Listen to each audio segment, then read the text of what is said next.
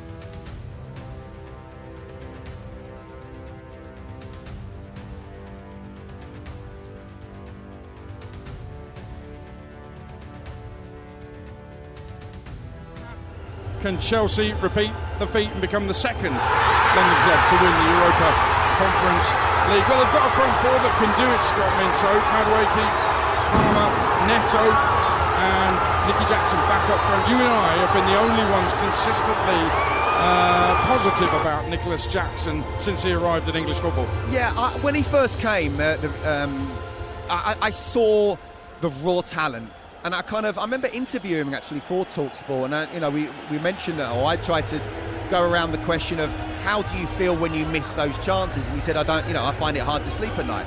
But the top strikers are able to put themselves into that position again and again and again. He's big, he's strong, he can hold defenders off him, he can run the channels. Do I actually think he's going to be that world-class talent? Didier Drogba wasn't a world-class finisher, but he scored crucial goals at important times, and I think he could potentially be that. And again, if you look behind the scenes, he wasn't at a football academy, a professional football club, so he's almost learning his trade with the glare of the spotlight of Chelsea Football Club. I think he's a very, very good player. I do think he needs help with another striker coming in, and Chelsea shouldn't be relying on just him, but he makes Cole Palmer even a better player as well, because he makes those runs. And I always think, I'm looking at this, and player for player, there's some terrific players on both sides, but I can't help thinking that if Cole Palmer turns up and plays his A game tonight, Real Betis will not be able to cope with his talent. 100%. And look, he's in the number 10 position, but he doesn't stay in at number 10. He drifts right, he can drift left, and he's happy to do that. I think he's given them the permission to say, look, go where you want. I think Madueke and Neto are going to be very important players, I really do. I really like Noni Madueke. And actually, I've seen him recently play on the left, and he can do that. I thought he was excellent against Manchester United. Probably will start on the right, but they're very interchanging between the two. And I think those two will be absolutely crucial to give Cole Palmer the space and then Nicholas Jackson the chances to score. Well, Saturday 6 p.m. our build-up starts to the Champions League final. Inter Milan against Paris Saint-Germain in Munich. Tonight, TalkSport in Poland, champions of Europe. Chelsea have already sung that a couple of times, but they've never won this one. And the fans really want to add this trophy to their massive collection. It's the Europa Conference League final. Real Betis against Chelsea, live on TalkSport with former FA Cup winner with Chelsea, Scott Minto, and your commentator on TalkSport tonight, Sam Matterface. Thank you, Adrian. Yes, Chelsea have completed one job now to bring back the thirst for silverware. Enzo Maresca hasn't got everything right in his debut season as a top-flight head coach, but he has led them back to the Champions League, and he was saying the right things yesterday, and that isn't always his forte. But he knows that he will go down in history if he inspires Chelsea to victory tonight. They will be the only club who has won all 5 of Europe's major prizes. It's a chance to be unique. He will also be the first man to end the incredible streak of Spanish teams in finals. Since 2001, every time a Spanish club has been in a final of a European competition, it's a Spanish club that has lifted the trophy. This is the 25th such occasion. Standing in his way is the man he calls his footballing father, Manuel Pellegrini, a man who led Betis to their first major trophy in 17 years and who has guided the club from Andalusia to their first ever European final. It's why their fans have been awash throughout the city today, and it's why this stadium is largely green and white. That is also helped by the branding of the competition, which is green, and the seats inside this fabulous Wrocław stadium, which is on the edge of the city away to the west of it in the southwestern corner of Poland. Out on its own, actually, in a spaghetti junction of motorways, and it is in magnificent fettle. A one-tiered bowl of an arena that hosts 42,000 spectators, and they are crammed in tonight for an evening of European action.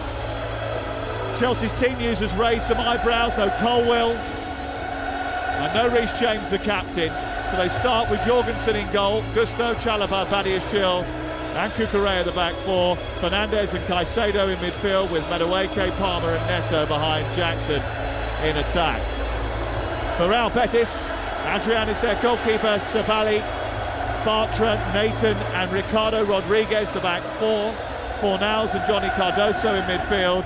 Anthony Isco and Ez Abde, whose full name is Abde Ezalzouli.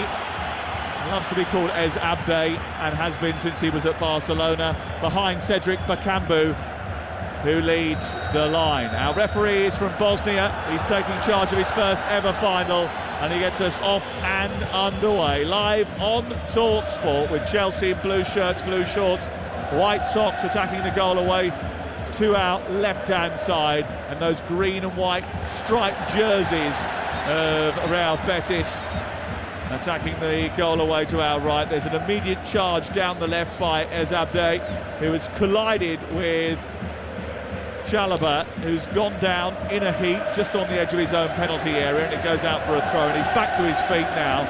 But those two in a bit of a foot race, and actually his knee collided with the side of the head of Chalobah, and they'll just have to be a little bit careful about that. Yes, they do. And to be fair, Trevor Chalobah's read the situation. He's come in, he's made a really good sliding tackle, but just got caught on the head, but he's fine. It's interesting that it's Noni Madueke on the left, Pedro Neto on the right. I said about how against Manchester United, I thought Noni Madueke played really, really well, and it was just an absolute sort of old-fashioned left-winger type, so he can certainly do that tonight. Yeah, and they will, if they don't get the joy that they require, go and switch wings and try and cause further trouble. As the ball goes back to the goalkeeper, Adrian is under immediate pressure by Nicholas Jackson, and Jackson illegally putting him under pressure as he looks to play out from the back, pressing high up Chelsea. The free kick given against Jackson, who's returning from that domestic suspension, but an important sort of marker being laid down there by Chelsea to press them right from the very off. Absolutely. I'm sorry, that's not a foul.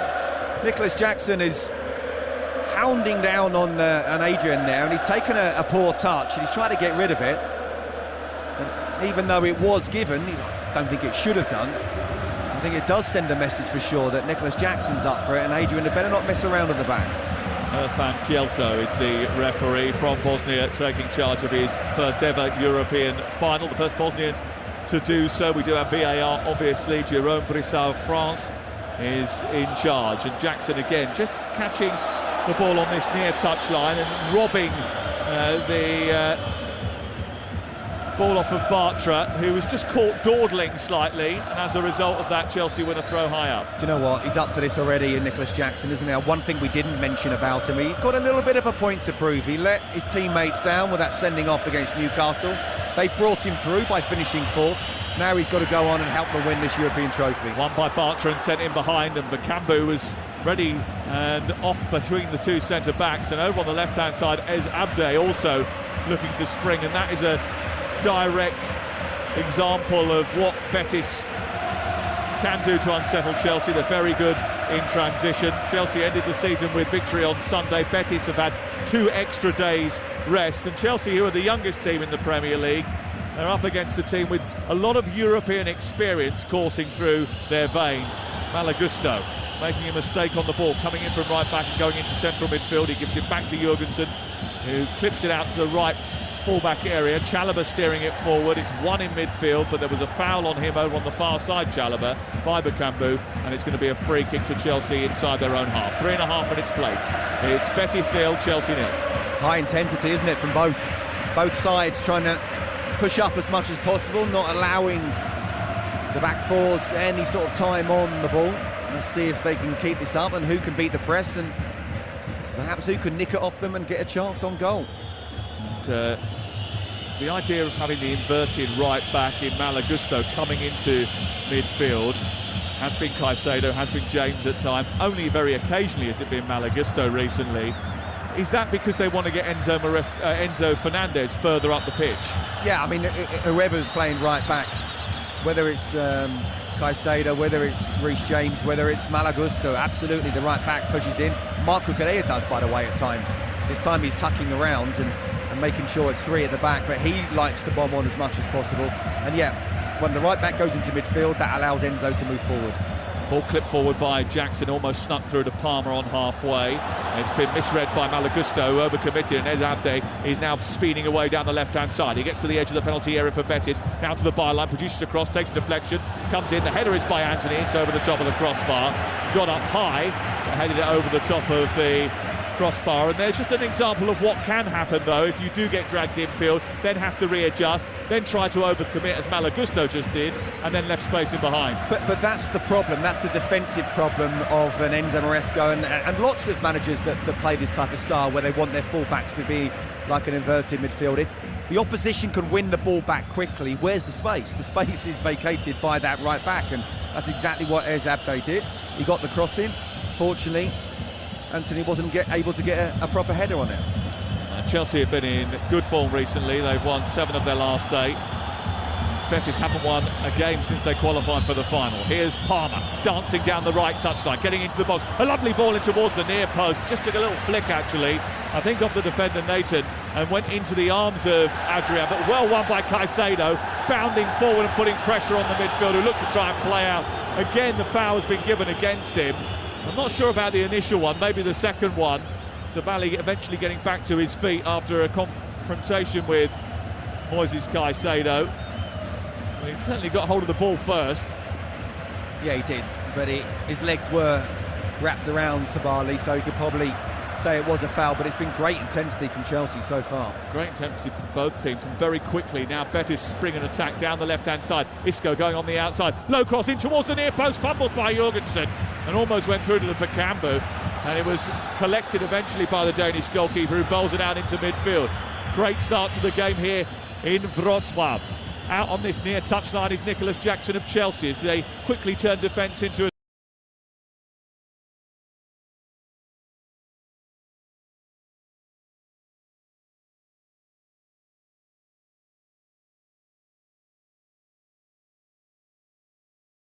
attack. It's taken on by Enzo Fernandez, out towards the left-hand side. Now Noni Modueke trying to go on the outside of Sabali, gets to the byline, produces a cross, a little deflection, takes it centrally. Bartra is pressurised by Jackson. That's going to be another free kick. I think the Chelsea players going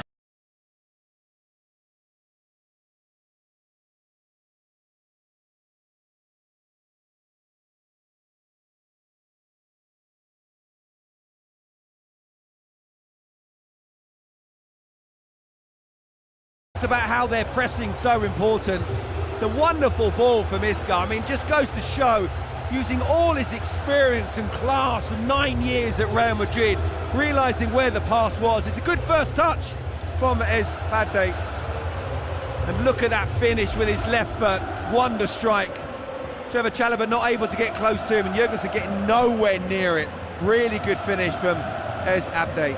Well, Isco played the vital pass, but Ez Abde came up with a terrific finish from inside the box, but there was no pressure on the ball once he received it.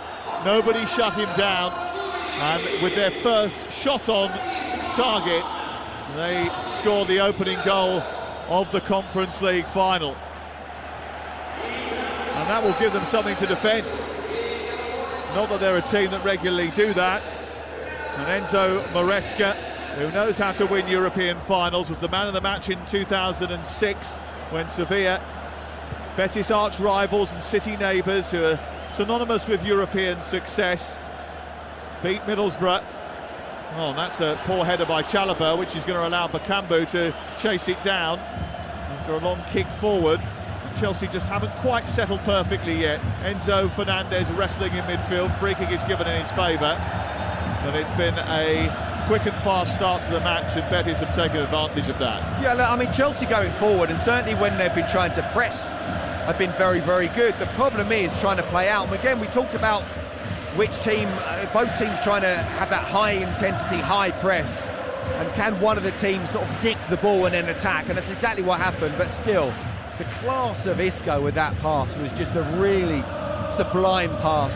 I mean, Aid was talking earlier on about Cole Palmer, and you're right, Cole Palmer can still absolutely enough time to be a match winner, but he's been raving all day about Isco as well, and you can see why. What a wonderful pass that was. Away to our left-hand side, you can see the Real Betis supporters bouncing in unison, clapping as one, green flares sending billowing green smoke up into the roof of the stadium.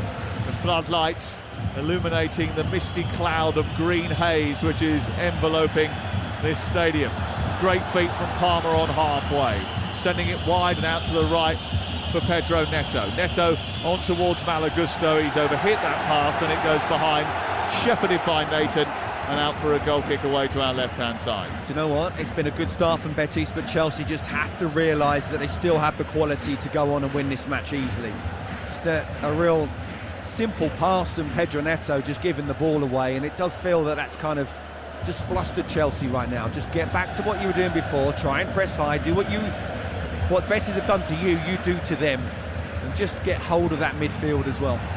It's one again in midfield, and Abde is away down that left-hand side, and Abde trying to turn away from Gusto. He's fed it into Isco. Isco with neat feet, back out to Abde again. His low cross into the box is too close to Jurgensen this time, and he gathers it at the near post and will clear it away. Betis 1, Chelsea 0 on TalkSport, and it's Abde who has scored the opening goal of the game, his 9th goal of the season. He scored in both legs of the semi-final, signed from Barcelona a couple of seasons ago. And again, Chelsea guilty of giving the ball away, Scott, as they're trying to play out from the back. Anthony nabbing it this time, and Bartra travels forward, feeds Bakambu in towards Bartra, who tries to chip the goalkeeper, and Jurgensen has to pull out a big right hand as he was backpedaling to push it over the top, and it's out for a corner. Well, it's an excellent save, but really it is one he should be making and shouldn't be beaten from there. But it just goes to show how much Betis are on top at the moment and how vulnerable are Chelsea trying to play through the thirds, not able to do that. The press really good from Betis, and then what's worrying is one thing to sort of give the ball away, it's another thing within 1 or 2 passes they're open. Isco, a little 1-2 with Anthony down the right hand side, clips it to the edge of the area, and the left footed shot from Sabali on the volley was a little bit wayward, and it went into the Chelsea fans behind the goal away to our right hand side. It has been a chaotic start to the game, a frenetic start to the game, but it is Real Betis of Andalusia, of southern Spain in the sunshine, that have started brightly and taken advantage of that chaos and frenetic tempo. Here is Chalobah guiding the ball upfield towards Cole Palmer. Palmer trying to play it infield, and interestingly Chelsea gave the ball away in the build-up to the goal, and it's that area of the field, that centre-half partnership, which was under scrutiny when the team sheet came out. Here on the near side is Madueke, picking the ball up and running to the edge of the penalty area, trying to dive infield, gets bundled over, comes back out to Caicedo, who cracks it. It's repelled to halfway. Now Isco is beaten to it by Badiashile, fighting with him. There was a handball there against Badiashile, and the free kick is given in favour of Betis just short of the halfway line. This is TalkSport live on a Wednesday night in Poland. It's Betis 1, Chelsea 0, and Betis have a free kick just inside their own half, just right of centre, and they want to make sure that they're in control of this game now, having taken that lead, that early lead given to them by Abde. And Chelsea just need to regather their faculties a little bit, get their composure back. Yeah, absolutely. First couple of minutes, Nicholas Jackson a couple of times just hounding down the Betis defence, but since then it's been Betis who have been doing that to Chelsea, and they look vulnerable, Chelsea, don't they? Betis look absolutely up for this, bang up for this. It's their first ever European final. We talked about how the fans have been brilliant as well, and the players feel it and are channeled and given energy by it. Yeah. Well, they were so quick in transition in that semi-final. Anthony in particular, direct running, settling Fiorentina in transition and counter-attacking is so important to Betis. And look, Chelsea can be loose when playing out from the back, and it was a quick turnover that did for them. They had the ball, they were in control, they gave it away, they gave a shot up, and with that Abde effort, Betis are in the lead, and they have it again in midfield with Johnny Cardoso, who's linked with a big move in the summer, who's been well scouted by many European teams. Atletico Madrid, Tottenham Hotspur have been linked with him as well. He plays for the USA, he'll play for Maurizio Pochettino in the summer. He guides it out towards the far side, then comes back to Marc Bartra, schooled in La Masia. Isco, a little feint to receive the ball back off Bakambu, and then he turns it round the corner and tries to play it into the channel for Bakambu to get hold of it. Bartra times his intervention badly, brings down Nicholas Jackson as Chelsea look to counter-attack, and it is a free kick just left of the centre circle inside Chelsea territory. Well, again, there's a 50-50 challenge, but at least he was being consistent there, like he has been all but one of the fouls that have been given so far. But yeah, Chelsea just need to get hold of the tempo of this game. Moises Caicedo has been Chelsea's best player consistently over the whole campaign. He needs to just get hold of the ball. Cole Palmer too. And now Jackson has been played down the side of the pitch in towards the penalty area. Looks to try and turn it back into midfield. Gusto arriving. Madueke had made a decent run down the left channel, looking for the ball, but it wasn't released to him. Comes back into Palmer instead. He plays it centrally to Marc Cucurella. Then Chelsea looking to build inside opposition half. Away to our left-hand side, now on their right. Neto skating up towards the edge of the penalty area. Palmer wants it just back from the edge of the box. He gives it back to the Portuguese Neto, who went to threaten to send in a left-footed cross, but then went wide to the right where Palmer had continued his run. He weaved his way into the box and now he's inside it, but he's being dispossessed. Neto comes across and wins it. Chance to cross from the second occasion now, over by the touchline, but Betis working really hard to stop him from getting a decisive ball into the area. Picked up by Caicedo. Caicedo scooping it out towards the far side. He's overhit that, but the referee said it didn't go out of play. Ball picked up by Caicedo. Plays it infield. Benoit Badiashile chips it out towards the left for Chelsea. Chelsea in those blue shirts looking to come forward. Back infield it goes to Cucurella. Cucurella wanders infield now. Gives it to Badiashile. Betis just camping back on the edge of the penalty area. Chelsea enjoy a period of possession where they are smothering Betis, and Betis just holding their shape well and keeping them at arm's length. Yeah, they are, and they can't just give a ball away like they have just then, because Betis have been really good on the counter. And they're coming forward again here, and Anthony just nips it away from Badiashile, forces him into the left full-back position, then encourages everybody else to join him on the press. They didn't quite do that, and Chelsea got it back to Jurgensen. Look, Betis cannot keep this up for the full 90 minutes, so just keep pass, move it around, try and tire them out, and if again in the second half things start to open up, that's fine, but don't just start giving the ball away or panic in any way whatsoever. You're 1-0 down, not started well, but you still got the quality. Keep your head. Good touch by Enzo Fernandez, infield to Caicedo, out wide to Palmer. Palmer now onto Neto, races up towards the edge of the box, left-footed ball into the area, headed away by Sabali. It comes out to this near touchline, it's picked up now by Madueke. Chelsea on the front foot again, trying to prise open this Betis defence. Betis don't keep many clean sheets. They score a lot of goals, but very rarely do they keep teams out. They haven't kept a clean sheet in their last 11 outings, which is encouragement for Chelsea, who are trying to slalom their way through with Palmer from the right-hand side, trying to be direct, but Isco was there. He's then sent a long ball forward up towards Anthony, who's got the better of Badiashile, who should have really dealt with that, didn't. It was played infield towards Bakambu, and then back to Anthony, who's kept hold of it really well. And now Betis have possession inside Chelsea territory. Ball played forward by Fornals into the path of Cardoso. Now Ez Abde's got past Gusto, then chopped inside, laid it back. Here's Cardoso. Oh, he's fired it over the bar. Might have taken a deflection on the way through and got out for a corner, but it's a golden chance for Betis, who opened up Chelsea with relative ease, getting past Badiashile initially, and then Gusto, like he wasn't there. Ez Abde just skating past him on this near touchline.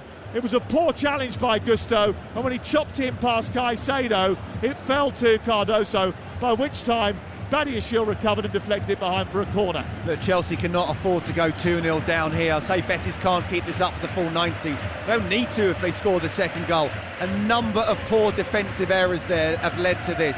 They need to do a lot better. Here's the corner, in by Isco, flicked away at the near post, comes back out towards the centre of midfield, and then Sabai goes down the right. The ball went through the legs of Jackson to reach him. Madueke then collides with Sabali, but the offside flag was up anyway. You're listening to Chelsea 0, Betis 1 in the Conference League final on TalkSport with Enterprise Rent-A-Car. Making a big move or planning a clear out with vans of all shapes and sizes. If you've got a plan, they've got a van. Now look, first of all, Badiashile should have dealt with it better. Then it was a simple pass that broke the lines, and suddenly they're running at the back four. It's too easy to do. Malagusto misses his tackle, and then as that cuts inside, to be fair, Badiashile came round and got the deflection in the end, but you know, Chelsea defensively, they look so open. They're not actually playing too badly when they're with the ball, but if they give it away, Betis are all over them and creating chances and look dangerous. They would have known that, having watched them over the course of the last few weeks and months. Absolutely. That's exactly what Betis tend to do. They finished 6th in La Liga. They haven't won any of the last 5 matches, but they have been resting and rotating since it became apparent that they would get a Europa League place and not a place in the Champions League. They've had a couple of days extra rest as well, but still, this is... and you know what? A lot would have been taken out of that game against Nottingham Forest. But this is a European final. It's the last game of the season. Go on and win it. But it's a 90-minute game. Don't panic. Cardoso, lovely little turn in midfield, and then he gets the return from the left-hand side. There was a foul on Ez Abde before that ball came in towards Cardoso, and it's going to be a free kick over on the far touchline and away with Betis once again. They are a storied club, but one that has been in the shadows of their city rivals Sevilla for far too long. They've had to watch them lift trophy after trophy. That doesn't sit well. Now they've got the opportunity to have their time in the sun. They are desperate to show it, and they have started really well in the opening quarter of this game, but it is only the first quarter of this game. Yeah, and again, I'll go back to the fact that it'll be very difficult physically to keep this up. Yes, of course, they got substitutes, but Chelsea need to move them around, tire them out. Chelsea are seemingly much better in the second half than in the first. And they're going to have to be exactly that, the way it's gone so far, if they are to lift this trophy.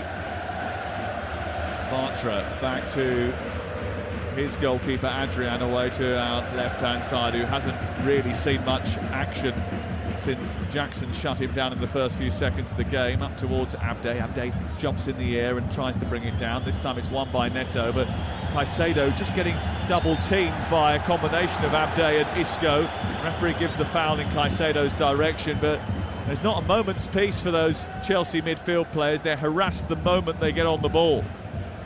Yeah, they certainly are, and even Isco, the talent he is, the 9 years he had, the multiple Champions League winner and Club World Cup winner as well. He actually had a bit of time after Sevilla and having a fight, physical fight with Monchi, who's obviously now at Aston Villa, the sporting director of Sevilla. Contract stopped, didn't have a club, no one came in for him in the winter, the January transfer window of 2 seasons ago, what was about nearly 18 months ago.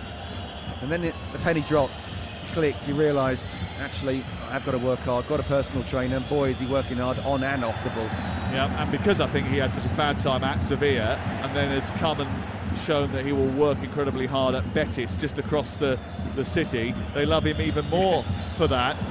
And he's done so well, he's got himself back in the Spain squad, and they've done so well, they've won the ball back high up from Chelsea again, and Isco's on it, 5 yards outside the box, he moves it left, Ez Abde with a cross, in towards the near post, not dealt with by Chalobah, goes through the 6-yard box, and then Cucurella is there, and he has to fire it long and high upfield. Jackson chases it, Nathan goes across, Jackson tries to come infield, but he's being backed up by Bartra, and Adrian has it at his feet. But another moment of panic inside that Chelsea back line, and another moment where they've given the ball away inside their own territory, Scott, and it's led to a Betis chance. Absolutely, and they're like a swarm of bees, they're all over them.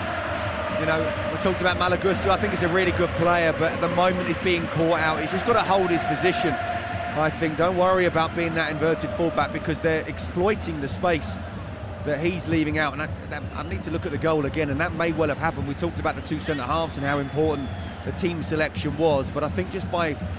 It was Trevor Chalobah who was the closest to Ez Abde, and that shouldn't be the case when the winger's there. It should be the right back getting close to him. So at the moment, without the ball, Chelsea not doing well and need to sort it out. Chelsea trailing by a goal to nil in Wrocław today, and it's been a day of song and dance in the centre of the city. There have been some skirmishes that have been reported, but largely everything we've seen when we've been out and about has been pretty jovial, bumping into Betis fans and talking to them. Chelsea fans have all been keen to sort of get their views across to Talk Sport.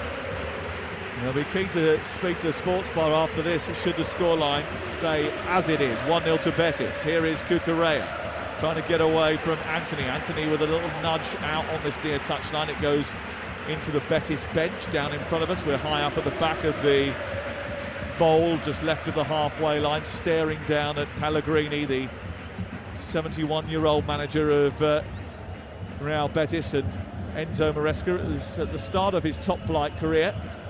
Pellegrini's like Benjamin Button, isn't he? He's looking younger as the years go on.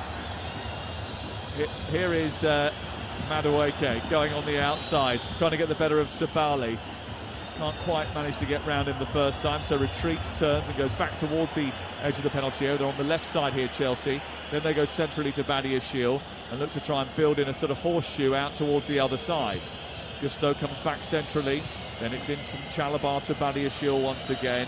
He looks up, nudges it to the left, and then Cucurella tries to play it through a gap, and it might run loose here for Enzo Fernandez. He was unfortunate because Adrian managed to react very quickly and cleared away. I think Adrian is a weak point. Chelsea haven't put him under pressure at all. He could have let that run and actually just picked it up, but he panicked. He didn't have that composure and then just booted it down the pitch. And we've already seen Nicholas Jackson go down on him once or twice to sort of really try to tackle him there.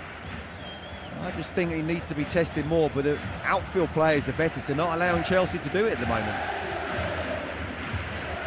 Well, Ezabde, the man who has scored the opening goal, he's caused a lot of problems so far in the game down that left-hand side. We thought he would, and that was one of the reasons when I saw that Malagusto was in the team. I wondered whether or not it was the speed that he possesses that was one of the reasons, or the engine that he possesses, are the reasons that he was in to try and detail Ezabde. Hasn't turned out that way so far. It's Ezabde, the Moroccan, who has had the influence on the game.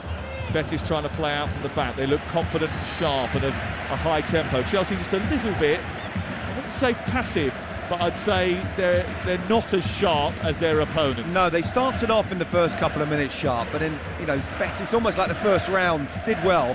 Then rounds 2, 3 and 4 have gone to Betis, and now it's Chelsea's turn to sort of try and get hold of the tempo with the player in there as well.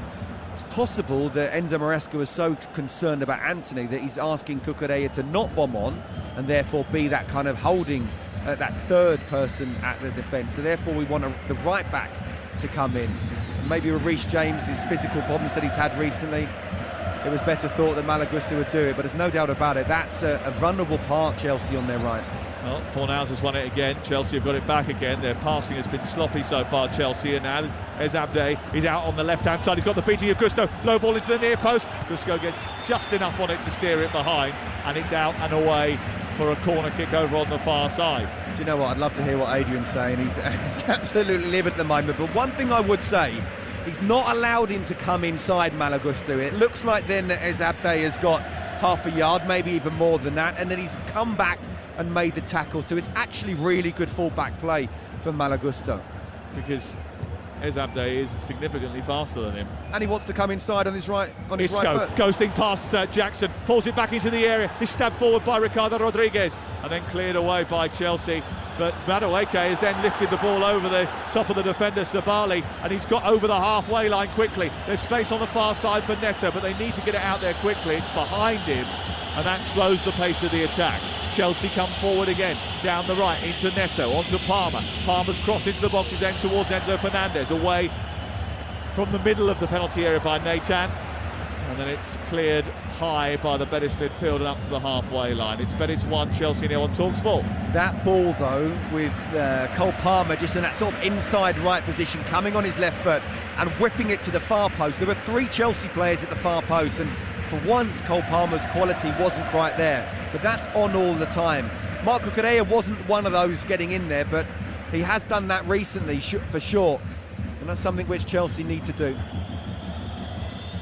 Here on the right is Neto producing a cross which was a bit aimless really. It went over everyone's head, went out the other side, the left of the penalty area. Madueke then tangling with Sabali and wins a corner kick for Chelsea.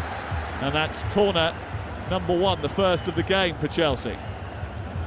By the way, I do not seek perishable glory, but rather the glory of your name.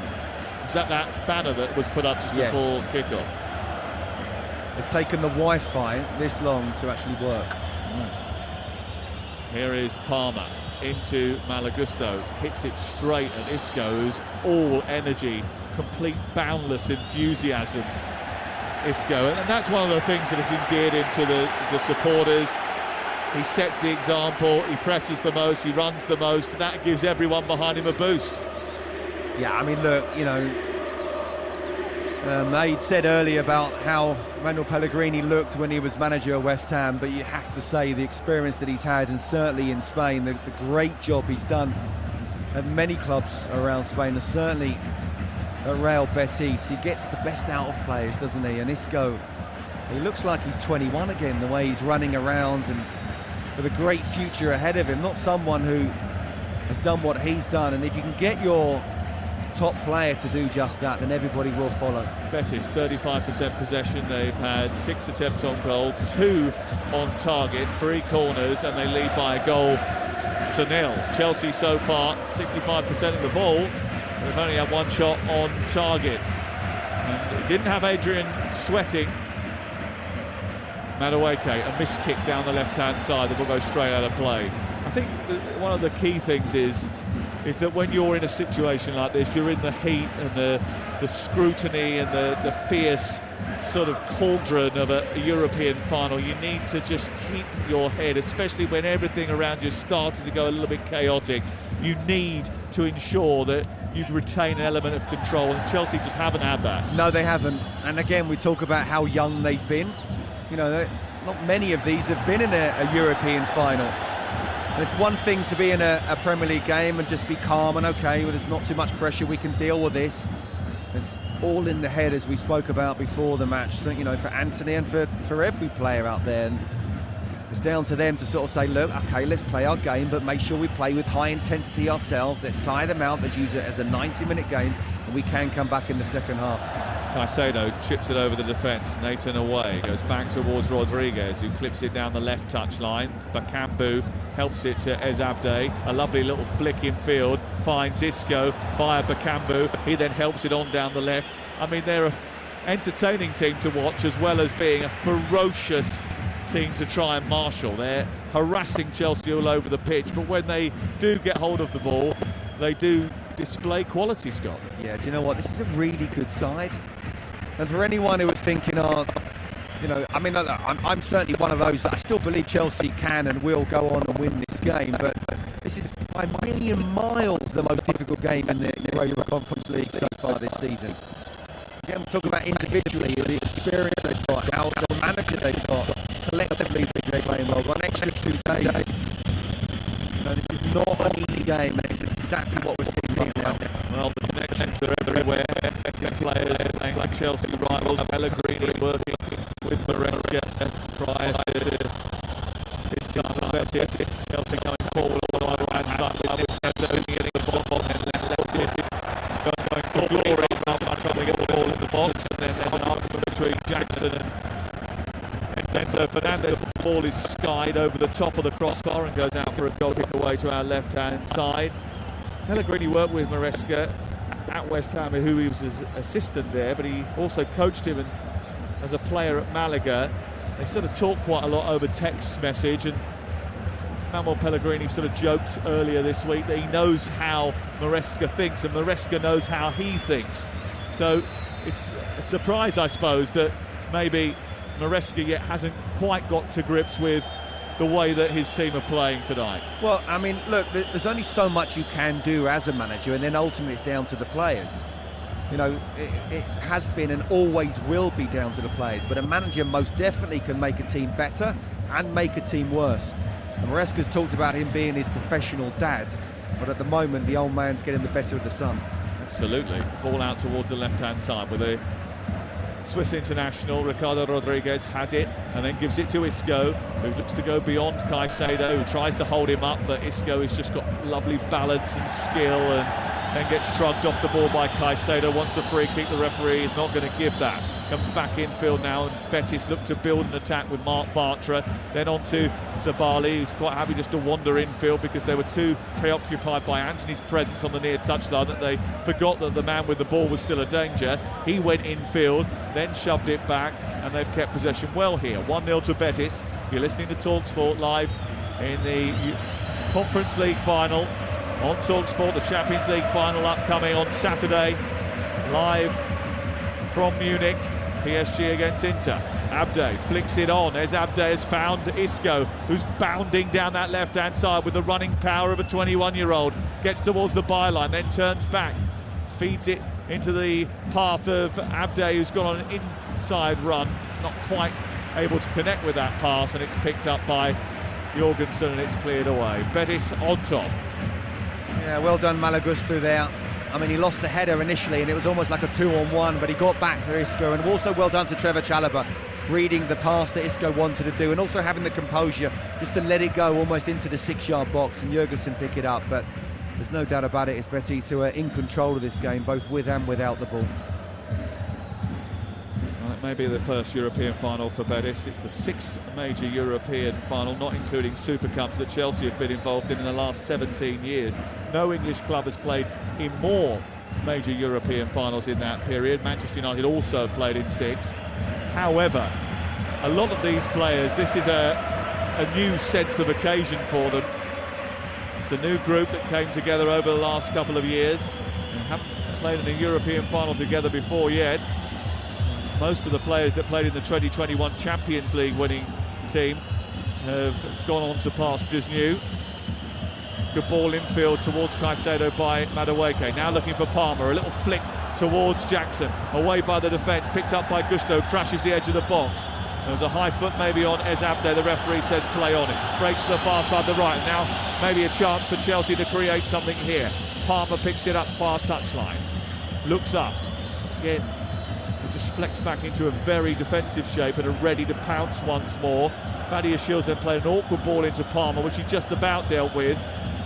Gusto, and then on halfway, Chelsea looking to build again. We've got 6 minutes to go before half-time, and it's been a chaotic first 45 minutes, or it will have been a chaotic 45 minutes when we reach the half-time moment. And that was another wasteful ball down the touchline by a rather casual Madueke. Fornals almost put his team into trouble. He believed that there was an offside flag that should have gone up prior to that. Eventually it does, and it's going to be a free kick in the right full-back position for Real Betis. 1-0. Well, it is going to be interesting if it stays like this to half-time. If Enzo Maresca decides to do something in terms of changes, I personally don't think he will, but he certainly needs to change something, because Betis, they're not having all the lion's share of the possession, but as I say, they're in control even without the ball. Their pressing is so good, their organisation is so good. They're forcing Chelsea to do things that they don't want to do, and then they're also funneling them into the midfield where they're trying to get 2 or 3 players around them and nick the ball and try and attack really quickly, where Chelsea then look vulnerable. Betis have scored in their last 21 games. They were always going to show that they had teeth, and they've done that already in this game. Fernandes has just given the ball away to Fornals inside his own half. It's been pumped out to the left, and Ezabde, the goal scorer, he's got it again, and he's trying to take it down the left touchline. Isco popping up everywhere. He's great at commanding the ball, and then he gets it back, and he's fouled by Caicedo from behind, and that's going to be a free kick 6 yards outside the box, wide on the left hand side. Well, he was everywhere there, popping up, playing the one-touch football, getting the ball back off of Ezabde. And then when he received it right on the edge of the area, Caicedo just overcommitting, a bit of frustration there. That's going to be the first yellow card of the game. Yeah, Isco just gets the wrong side of him. He's the tackle. I mean, to be fair, he gets the ball, but he's come from behind, and you just can't make that kind of tackle. And he's stretching, and again, we talk about Isco. He just looks so lively, so sharp to get there in front of Moise Caicedo, who's had a wonderful season for Chelsea. And now it's 5 minutes before half-time. It's a very interesting position for Betis. Well, it's the 13th time in their last 14 Conference League matches that Betis have opened the scoring. A second goal here would cause Chelsea real issues before half-time. and they have looked vulnerable whenever Betis have put their foot on the accelerator. Chelsea have had skirmishes at the other end, but Betis have by far been the better team in the opening 42 minutes. And here's a ball into the box. Jorgensen just about gets there, comes back out towards Nathan, who strikes it, hits the defence, and then it breaks away. Chelsea looking to counter-attack, but across comes Pablo Fornals, wins the ball, stops the counter-attack and screams into the lens of the camera because he knows that he has stopped a Chelsea surge towards his goal. He also knows how to win a Europa Conference League. Yeah, came off the bench for West Ham United a couple of seasons ago in Prague. That was a particularly good night for David Moyes and the West Ham United supporters. 42 on the clock. Here is Chalobah across to Badiashile, a surprise inclusion when the team sheet dropped. Madueke trying to bend it round the back for Enzo Fernandez, who's going through, but Adrian came out very quickly this time and gobbled the ball up right on the edge of the penalty area, just ahead of the Argentine, who was crashing into the box, the World Cup winner chasing that down. Yeah, but those type of balls are exactly what Chelsea need to do. Really dangerous, good ball, just dinking it over the top of the defence. Noni Madueke, really good run from Enzo Fernandez, who got in behind as well, but Adrian came out quickly there. But just keep asking those type of questions. Haven't done enough of that so far in the first half.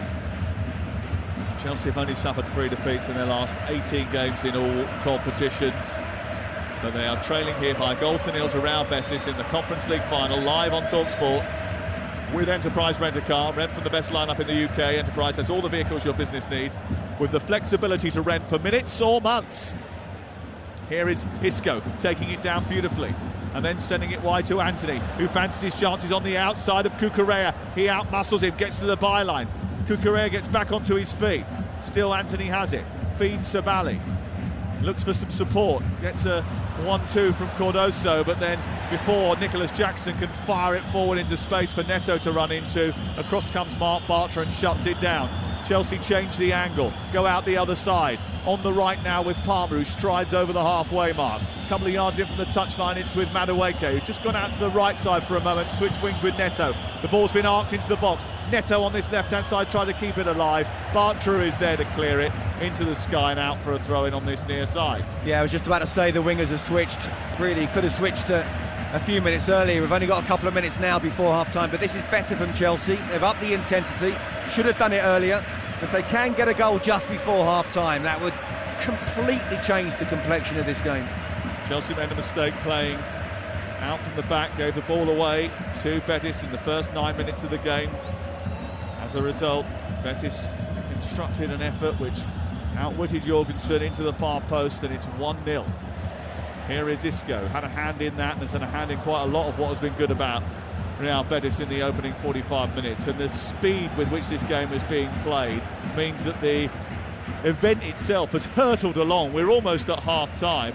It's been an absolutely breathless first 45 minutes of conference final football. Yeah, I can't quite say it's been a brilliant first half with Chelsea being 1-0 down, but absolutely I do agree with you. One thing I can admire is Betis' tactics and the way that they've just closed Chelsea down and attacked when they've wanted to. Here is Cole Palmer in the number 10 position. Fernandez gets hold of it, sends the ball forward. It's cleared half by Ricardo Rodriguez, comes back to Cucurella. Now it's Neto on this near touchline. Bit of space for Enzo Fernandez, who tries to shoot to the far corner. Took a little deflection on the way through, and in 1 minute of additional time at the end of the first half, we have another Chelsea corner. Well, I'm not sure Chelsea quite deserve to get an equaliser, but as I say, if they can, what a great momentum shifter that is. But at least in the last 5 or so minutes, they've been able to get hold of the ball, play more in the final third, just not quite test Adrian enough.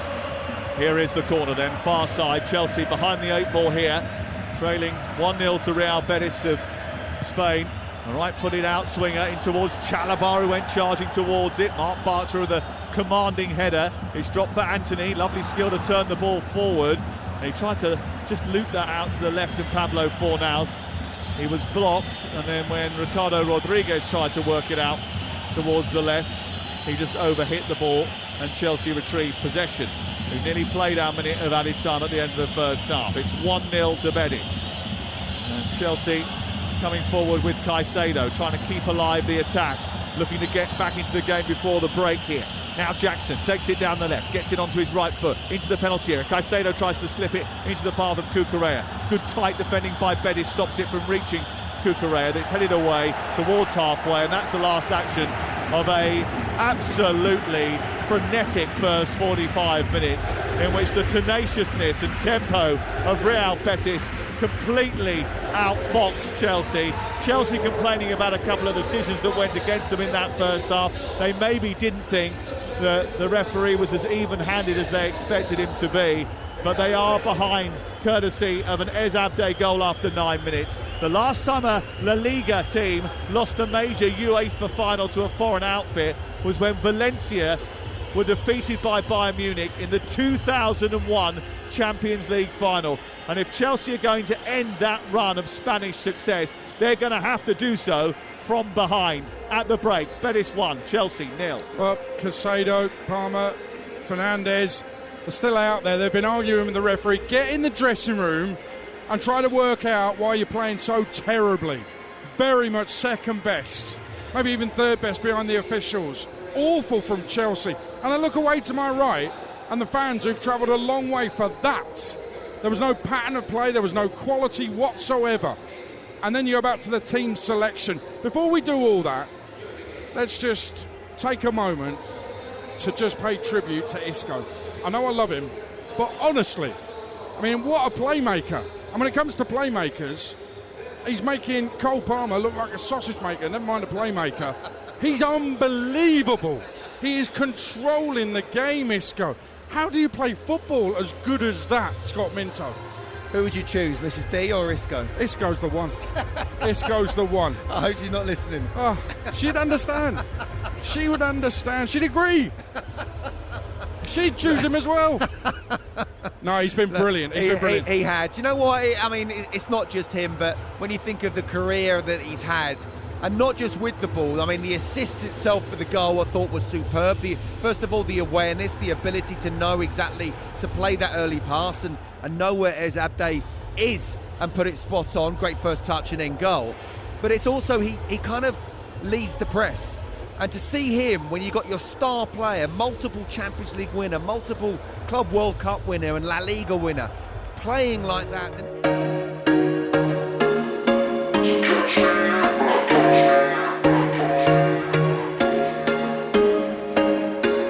There was once a day that I would pray for you. I'd go and misbehave just so you'd notice too. Sneaking looks up and down from across the room.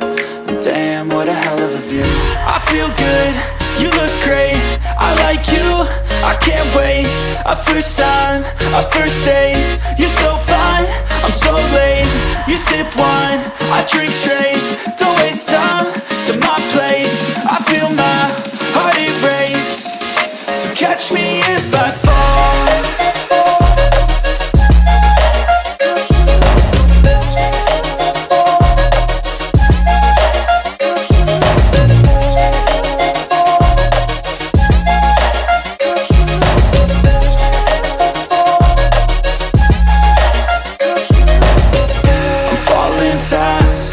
Praying that this night's gonna last. You got it all on tap, I'm loving your vibe, always have your back. We like all the same tracks, listen all night in the sheets all black. Said I'm falling fast, don't remember life before you, that's fact. I feel good, you look great, I like you, I can't wait. A first time, a first date, you're so fine, I'm so late. You sip wine, I drink straight, don't waste time to my place. I feel my heart erase, so catch me if I fall.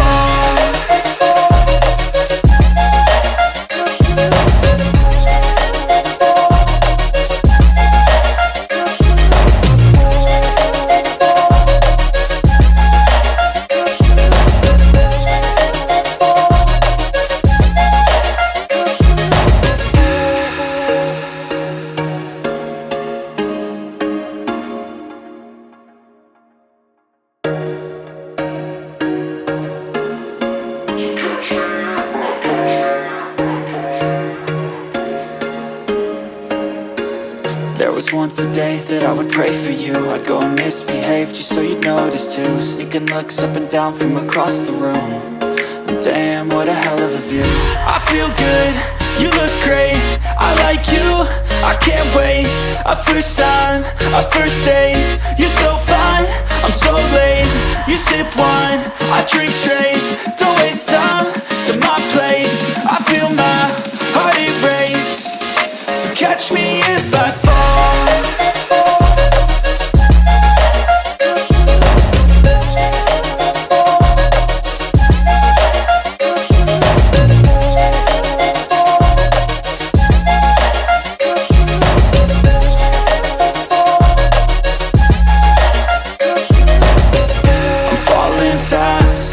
Praying that this night's gonna last. You got it all on tap, I'm loving your vibe, always have your back.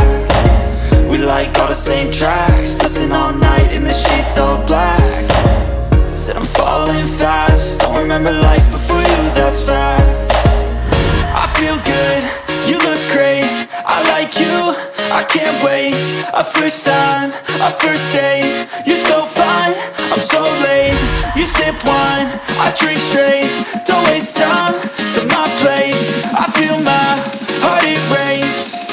So catch me if I fall.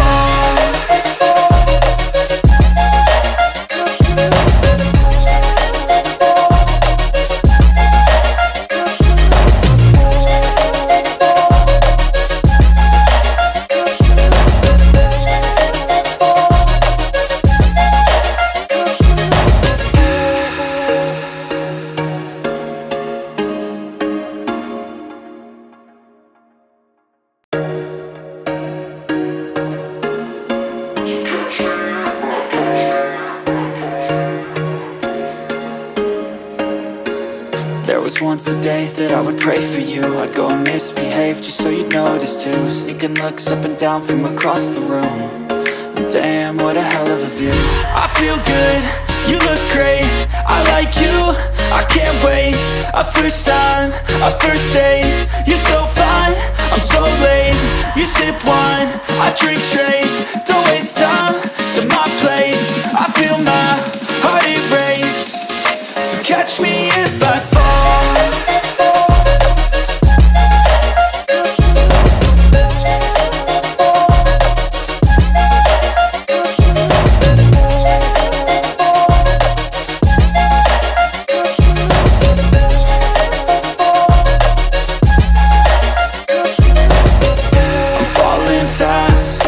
Praying that this night's gonna last. You got it all on tap, I'm loving your vibe, always have your back. We like all the same tracks, listen all night in the sheets all black. Said I'm falling fast, don't remember life before you, that's fact. I feel good, you look great, I like you, I can't wait. A first time, a first date. You're so fine, I'm so late. You sip wine, I drink straight. Don't waste time to my place. I feel my heart erase. So catch me if I fall.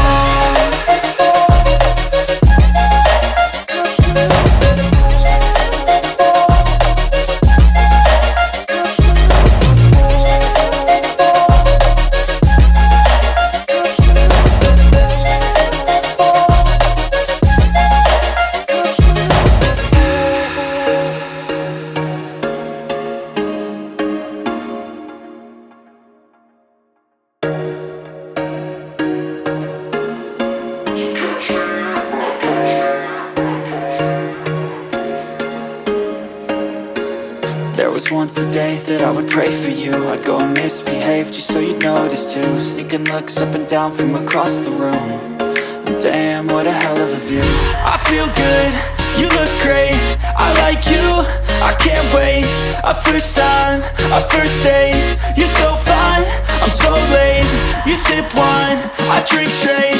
Don't waste time to my place. I feel my heart erase. So catch me if I fall.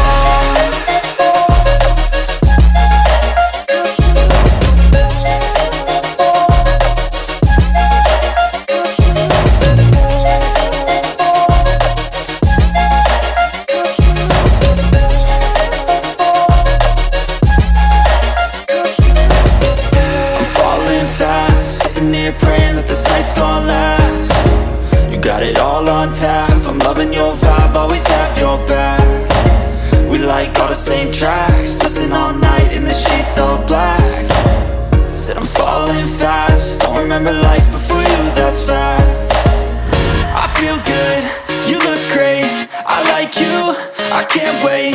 A first time, a first date. You're so fine, I'm so late. You sip wine, I drink straight.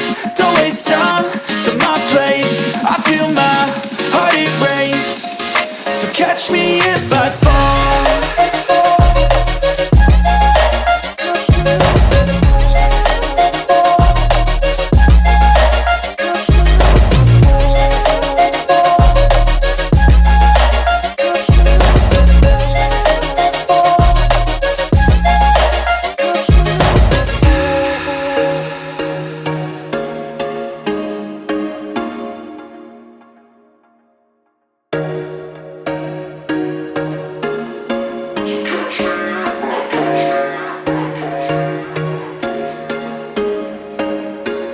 There was once a day that I would pray for you. I'd go and misbehave just so you'd notice too. Sneaking looks up and down from across the room. And damn, what a hell of a view. I feel good, you look great. I like you, I can't wait. A first time, a first date. You're so fine, I'm so late. You sip wine, I drink straight. Don't waste time to my place. I feel my heart erase. So catch me if I fall.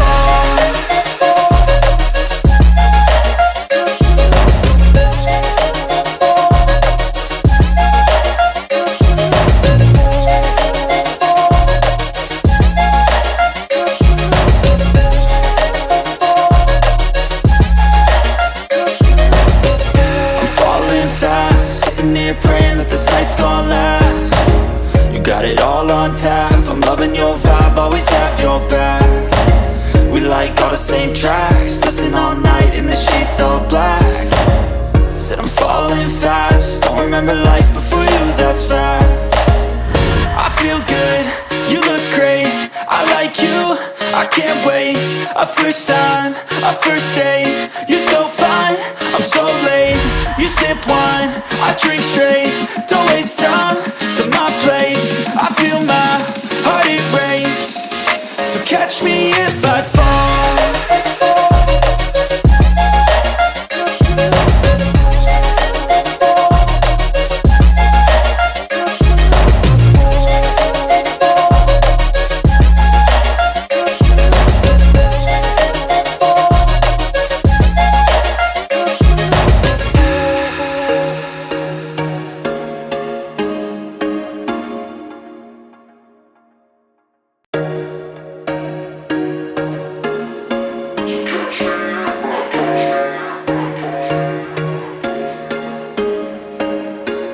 There was once a day that I would pray for you. I'd go and misbehave just so you'd notice too. Sneaking looks up and down from across the room.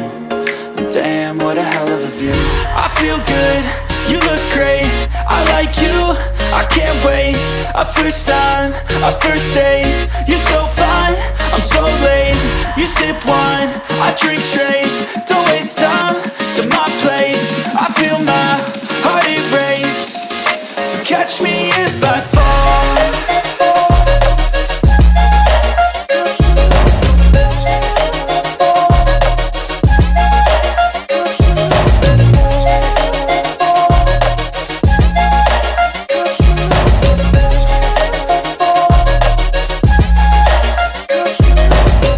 I'm falling fast, sitting here praying that this night's gonna last. You got it all on tap, I'm loving your vibe, always have your back. We like all the same tracks, listen all night in the sheets all black. Said I'm falling fast, don't remember life before you, that's fact. I feel good, you look great, I like you, I can't wait. A first time, a first date. You're so fine, I'm so late. You sip wine, I drink straight. Don't waste time to my place. I feel my heart erase. So catch me if I fall.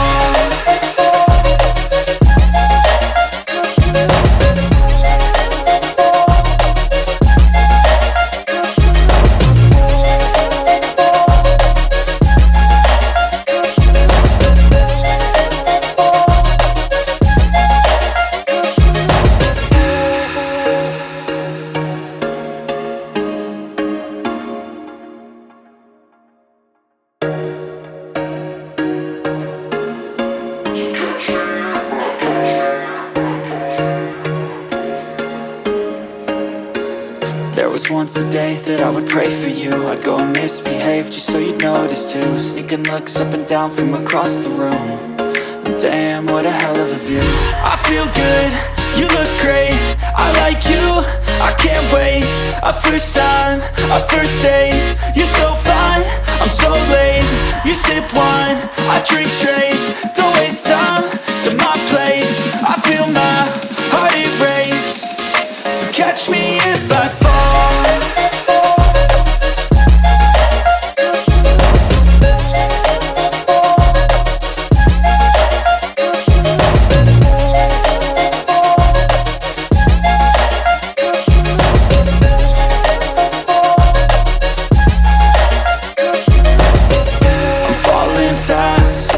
Praying that this night's gonna last. You got it all on tap, I'm loving your vibe, always have your back. We like all the same tracks, listen all night in the sheets all black.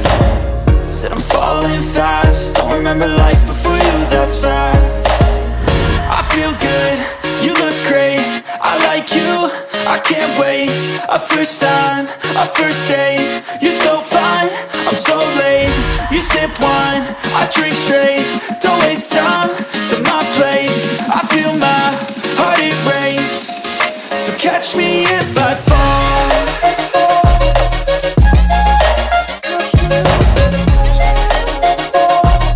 First thing Reece James did was get everybody in a huddle, have a word with them, G them up for the second half, because Chelsea have got work to do. It's Real Betis 1, Chelsea 0, second half, live on TalkSport with Scott Minto and Sam Matface. Left full-back change for Real Betis, right full-back change for Chelsea. Ricardo Rodriguez is replaced by Roman Peru, who once upon a time was a former Southampton player and actually played Chelsea twice while he was at Southampton and won both games. He's on at the break in the left full-back position for Betis. The two changes then, James for Gusto, Rodriguez out and Roman Peru is on. Chelsea in blue shirts, blue shorts and white socks, but the game has already snapped into a familiar pattern with Betis winning the ball high up and then going on the attack in those green and white shirts. And once again Isco is balletically trying to dance past the Chelsea defence. There's an intake of breath, a sharp intake of breath at the quality that this player, who has done so much in the game and was almost thought as a bit of a has-been a few years ago, at 33 years of age and just being recalled to the Spain squad because he's been so breathtakingly brilliant this season for Betis. And the spotlight on him today has shone brightly, Scott Minto. Yeah, he's been absolutely sensational. I think it's not just Adrian but myself are just salivating there that the skill that he had. Needed 3 Chelsea players to come over. Well, known as the Venice of Poland, Wrocław is the third largest city in Poland. It's situated in the southwest of the country on the Odra River, compromises of 12 islands and over 100 road and foot bridges, and at times Chelsea looked as if they were struggling to keep their heads above water in that first half. Ferocious and merciless with their relentless pressing and energy, Betis lead by 1-0, but Chelsea have the ball and they're trying to come forward with Madueke, who's back out on the left-hand side at the start of the second half. Grabbing hold of the ball just in from the left touchline, guides it back to Cucurella. Now the blonde hair of Caicedo chipping the ball back out to Madueke, who attacks the edge of the penalty area but doesn't seem to have an idea, a picture in his mind of what he wants to do when he gets hold of the ball there, Madueke, and the ball goes back towards the halfway line. James, who's wandered into midfield from right back, back to Chalobah, on to Neto, into James and a bit of space. He can deliver a ball from this sort of range, and it's an arcing beauty towards the edge of the 6-yard box, but there's no one to get on the end of it because Jackson had run towards the near post, and the other two who were coming in, Enzo Fernandez and Neto, were just a little bit behind it. But what a ball. What a ball. Reminded me of the winning goal against Manchester United just a couple of weeks ago. Found him, didn't need to do the pirouette, found the space, wonderful ball in behind, and only Madueke and Enzo Fernandez couldn't quite get there. And by the way, I just realised Adrian wasn't salivating over Isco's skill as the Haribos he's just been eating. Well, we've all had a few of those. I needed a sugar rush to get me off the floor after that first 45 minutes because it was an absolutely belting 45 minutes of breathtaking and draining football, really, because they asserted themselves so well. Real Betis and Chelsea just weren't at their level. They have to get to their level soon, otherwise they might find themselves even further behind. And were they to go 2 goals down, oh dear, Chalobah, then they would be in real trouble. And Chalobah there getting himself into trouble by misreading the bounce of the ball there, Scott, putting his arms up to try and stop it from coming down, and it ended up hitting his hand, and that's going to be a free kick. Yeah, it's a bit of a symptom of how Chelsea have played tonight, isn't it? Just being a little bit off it. Isco quickly releases Anthony towards the edge of the area, takes it wide to the left now and looking to get away from Cucurella, who's followed him from one side of the pitch to the other. Infield to Romain Perraud, and he is challenged and fouled by Pedro Neto midway inside the Chelsea half of the pitch, and it's going to be a free kick. Let me go through the 2 11s for you. Chelsea with Jorgensen in goal, the right back now James wandering into midfield, Chalobah, Badiashile and Cucurella as the back 4. Fernandes and Caicedo has been booked, Madueke, Palmer and Neto behind Jackson in attack. Betis have got Adrian in goal, Sabali, Bartra, Nathan and now Perraud at left back. Fornals, Johnny Cardoso in midfield, Anthony, the brilliant Isco and Ezabde behind Bakambu in attack. Here is Jackson on the attack for Chelsea down the left-hand side. Well, I mean, he's got the ball in the left wing position. He was offside anyway, so the flag's already gone up. But when he tried to cut it back, he just sort of pushed it into a in the penalty area with no real purpose or intent as to who he was picking out. And as a result, it was easy for Betis to clear anyway. But there is just a lack of those choreographed patterns that you often see with a team like one coached by Enzo Maresca. Yeah, couldn't agree more. I mean, it was almost as if, and he was just a little bit offside, and referee's assistant waited, and it was offside. It should have come up, the flag should have come up earlier, but it was almost as if they couldn't quite catch up with Nicholas Jackson. But he needs to somehow look up and realise that actually I still need to do something extra to wait for the players to come, and he didn't. And you're right, it just looks a little bit bitty, whereas Betis, they look completely choreographed. Chalobah gets the ball on the edge of the penalty area, but Ezabde is over there to smother him, rob him of possession. Goes out of play and away for a throw-in on this near touchline. We play just over 6 minutes of the second half. It's Real Betis 1, Chelsea 0. Here is Reece James getting it back to Chalobah. Jorgensen plays it out wide to the left, but it's behind Cucurella, and Anthony is over there to put him under pressure. Madueke has to drop deep into a left-back position to get hold of it. It's Jorgensen, and then Bakambu puts him under pressure, so he kicks long, and then Jackson kicks Bartra on the shoulder with a high foot, and that's going to be a free kick on the edge of the centre circle, and he's complaining about it. But if you put your foot up at the shoulder height of your opponent, what do you think is going to happen? And he's going to make the most of it as well. It actually wasn't a bad ball from Jorgensen to try and beat the press.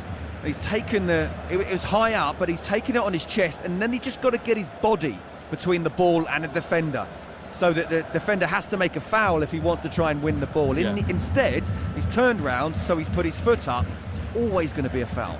Yeah, and you're absolutely right there. What he should have done was move his body, twisted it very quickly so that he could shield the ball. He didn't do that.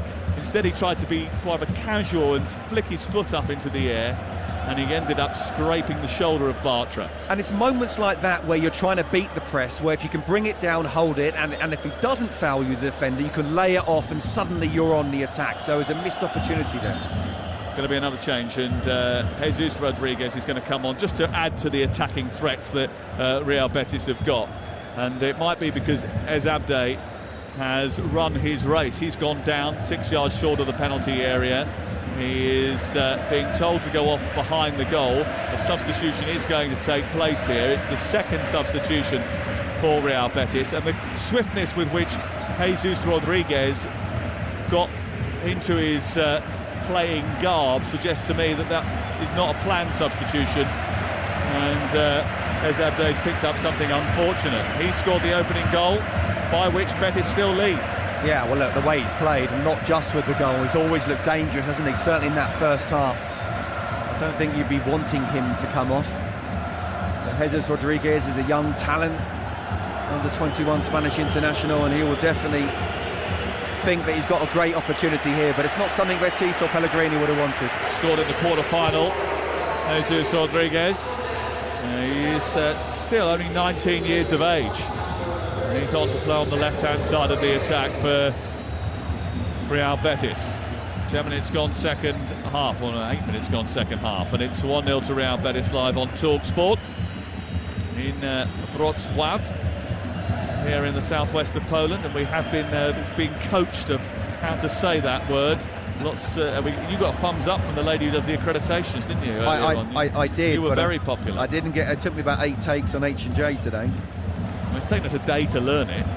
Here is Isco trying to get it forward. I mean, Chelsea haven't got a day, but it's taken almost as long for them to get to grips with the game. Ball up towards the halfway line. A clip by Palmer. It runs loose. Pablo Fornals is there. And, we know that he's been speaking to Mikel Antonio this week, Pablo Fornals, and laughing and joking in the build-up to the game. He was suggesting, this is my level, this is my cup, this is what I'm all about. He was up for winning it again for a second time. It was all a little bit tongue-in-cheek, but there is a desperation, a desire apparent from the Real Betis team that they don't want to let this opportunity slip of winning a European title for the first time. Here is Madueke though for Chelsea, looking to try and turn the tide. Down the left as they look at it, across into the box. Jackson goes towards the ball. Adrian came out, collided with him. The ball goes behind. Should it be a penalty? Enzo Maresca thinks it should, because it was a punch into the side of the head for Nicholas Jackson, and they will check this on VAR. The referee has given a corner, but maybe, just maybe, this could be an opportunity from the spot from Chelsea. We'll have to see it again, but Adrian came out recklessly. Jackson hit the floor immediately. The referee pointed to a corner. Willy Caballero, the Chelsea assistant manager, is speaking with Enzo Maresca on the touchline as they review the footage again. The cross came in from the left-hand side. It arced away from the goalkeeper, who connected with, I think, the ball and the side of the head of Nicholas Jackson. Yeah, difficult to see first time. I did kind of think that he perhaps got a little bit of a touch and onto Nicholas Jackson, and then collided with Nicholas Jackson. It's a tough one. It's not a clear and obvious error, is it? Well, that's the big shout, isn't it? It has to be a clear error by the referee, who immediately pointed to the corner. The check is over. There will be no penalty, and having looked at the replay, I didn't think that there was going to be. No, I think that's it. Again, Aid and I have had a few little battles over the last few months and couple of years about VAR, but I want VAR to have the lightest touch. As much as I'd loved them to got involved there, that was the right decision. I'm not sure that Adrian had the lightest touch there. Here is the corner with Jackson off the field. Chelsea looking to attack. Ball in towards the near post. Up was Badiashile, missed it. Comes back out to Reece James. Deflection behind. It goes wide of the left-hand upright. And out for another corner kick. Jackson back on now. For the first time, really, Betis looks a little bit misshapen with their defending from that set-piece, Scott. Yeah, absolutely. I'll tell you what, it looked like that was a great strike from Reece James and was going in, so a brilliant block. Here is the corner from the near side, the right. It's bent out towards the edge of the penalty spot, comes back out to the left. Jackson towards the far post, and it's saved by Jorgensen, who drops on the ball and will clear it away.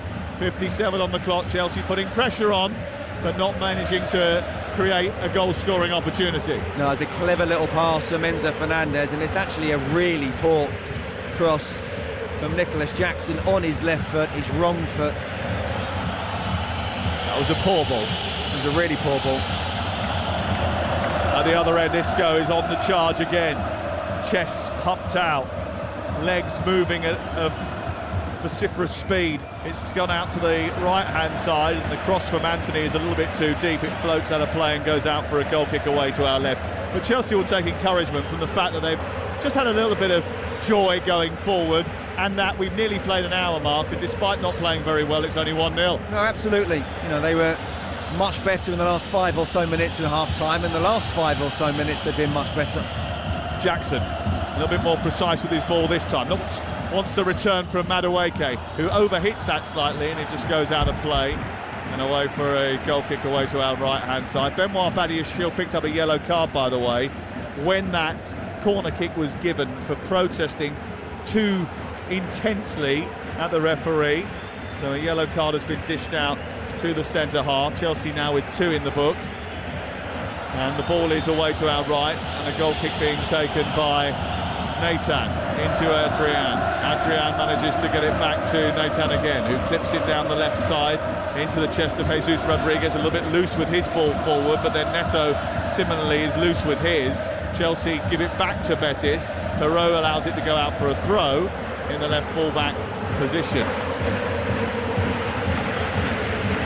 It looked to me as if Levi Colwell's just got asked to come back, and it would be interesting, wouldn't it, if he sticks Levi Colwell on the 2 positions we were talking about team selection. But the 2 glaring changes, I think, that everybody noticed as soon as the team sheet came out. And I wonder, it's okay saying, well, at least they've rectified the mistake if that is what they do, but you've wasted 2 changes. Yep. And you might need to do something, if you're behind, to try and instigate a response. Yeah, and if it stays 1-0, you could argue then perhaps Reece James wouldn't have even given the ball away, or the defence would have been better organised to deal with the goal. Caicedo hesitates before playing it out wide. Referee got in the way. Now be an uncontested drop ball in the middle of the Betis half. But actually Caicedo could have played that ball quicker out to the near touchline where Neto's waiting for it. It's actually going to be a change on the near touchline for Jadon Sancho's coming on, actually. And Colwell. I think that's Colwell down there as well. Yeah, I think they're going to do a double change here. Chalobah has it halfway. Neto wants it tight to the touchline on this near side. Looking to... Oh, he's miscontrolled it. And Roman Perrault has managed to get it away. But then Neto's committed a foul. Free kick. And in the left full-back position, it's back with Real Betis. Maresca quickly out towards the 4th official. Says, come on, I want to make my substitutes now. And he's going to do that. And he needs to, because they need to somehow get a way back into the game. And changing 2 defenders is not going to do that. They need a different way of trying to break down this Betis back line. And actually Sancho might be able to craft something. Yeah, he might. I don't blame Enzo Maresca for the front players that he's picked today. Reece James, we talked about, yes, he's a right back, but he can change things offensively like he did against Manchester United, like he could have done there tonight with that wonderful cross he put in. But yeah, we're getting to the stage now where something needs to be done. Chelsea playing out from the back. Jorgensen's given the ball to Badiashile in a difficult area. Goes out wide to the left, and it's with Cucurella, who tries to send it down the left touchline. He kicks it straight out of play. It's out for a throw-in over on the far side. Levi Colwell coming on, Badiashile coming off. I mean, some might say if you'd just started with James and Levi Colwell, you could have saved yourself 2 substitutions. Yeah. And a possible goal. Jadon Sancho also on, and Pedro Neto's night's work is over. What do you make of that change? Well, I think he could have tossed the coin between Noni Madueke and Pedro Neto. I don't think either have really got into the game. I think it's probably right. I think Madueke has shown at times that he can in one-on-one situations. Here comes Bakambu inside the penalty area. Oh, a slip inside the box by Sabali, and that's allowed Chelsea to get the ball clear. But once again, down that right side, just causing a little bit of problem for Chelsea. And Bakambu got into the box, pulled it back through the area, and there was a real chance there. Ball given away, handball by Madueke, free kick. Things aren't running for Chelsea. Mistakes are happening, sloppy moments are happening that don't usually happen from top players, like the misreading of the bounce of the ball, which has led to a couple of handball decisions that have gone against them. Decision making has not been 100% tonight, but a lot of it comes down to energy, enthusiasm, confidence, I think. Yeah, and look, I do hope they don't think the sort of job was done on Sunday and they've just been a little bit off it because of that. This is a European final, whatever we talk about it. Ball played through the middle, Jackson trying to chase. Adrian comes right out of his goal to kick clear. Chelsea have done that a couple of times, and actually the times when they've looked their most dangerous, they've gone a little bit more direct. 63 gone. Betis 1, Chelsea 0. I think they have to sometimes look for that ball over the top. Nicholas Jackson has to threaten that. He doesn't have to do it all the time. If it's on, put it over the top. But if it's not, still Jackson make that run. It creates space then for someone like Cole Palmer. Well, Betis are playing a high line. They're squeezing up to within 10 yards of the halfway line. There's space to run into there. Why not utilise it? Here's Madueke. tries to play a ball on the inside channel. It's cut out.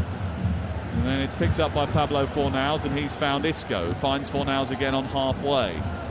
Across comes Caicedo. Chelsea win it back, turn it over. What can they come up with here? Well, they stop in centre circle, play it to Reece James, back to Fernandes, and again, by the time they've got the ball out of play, it's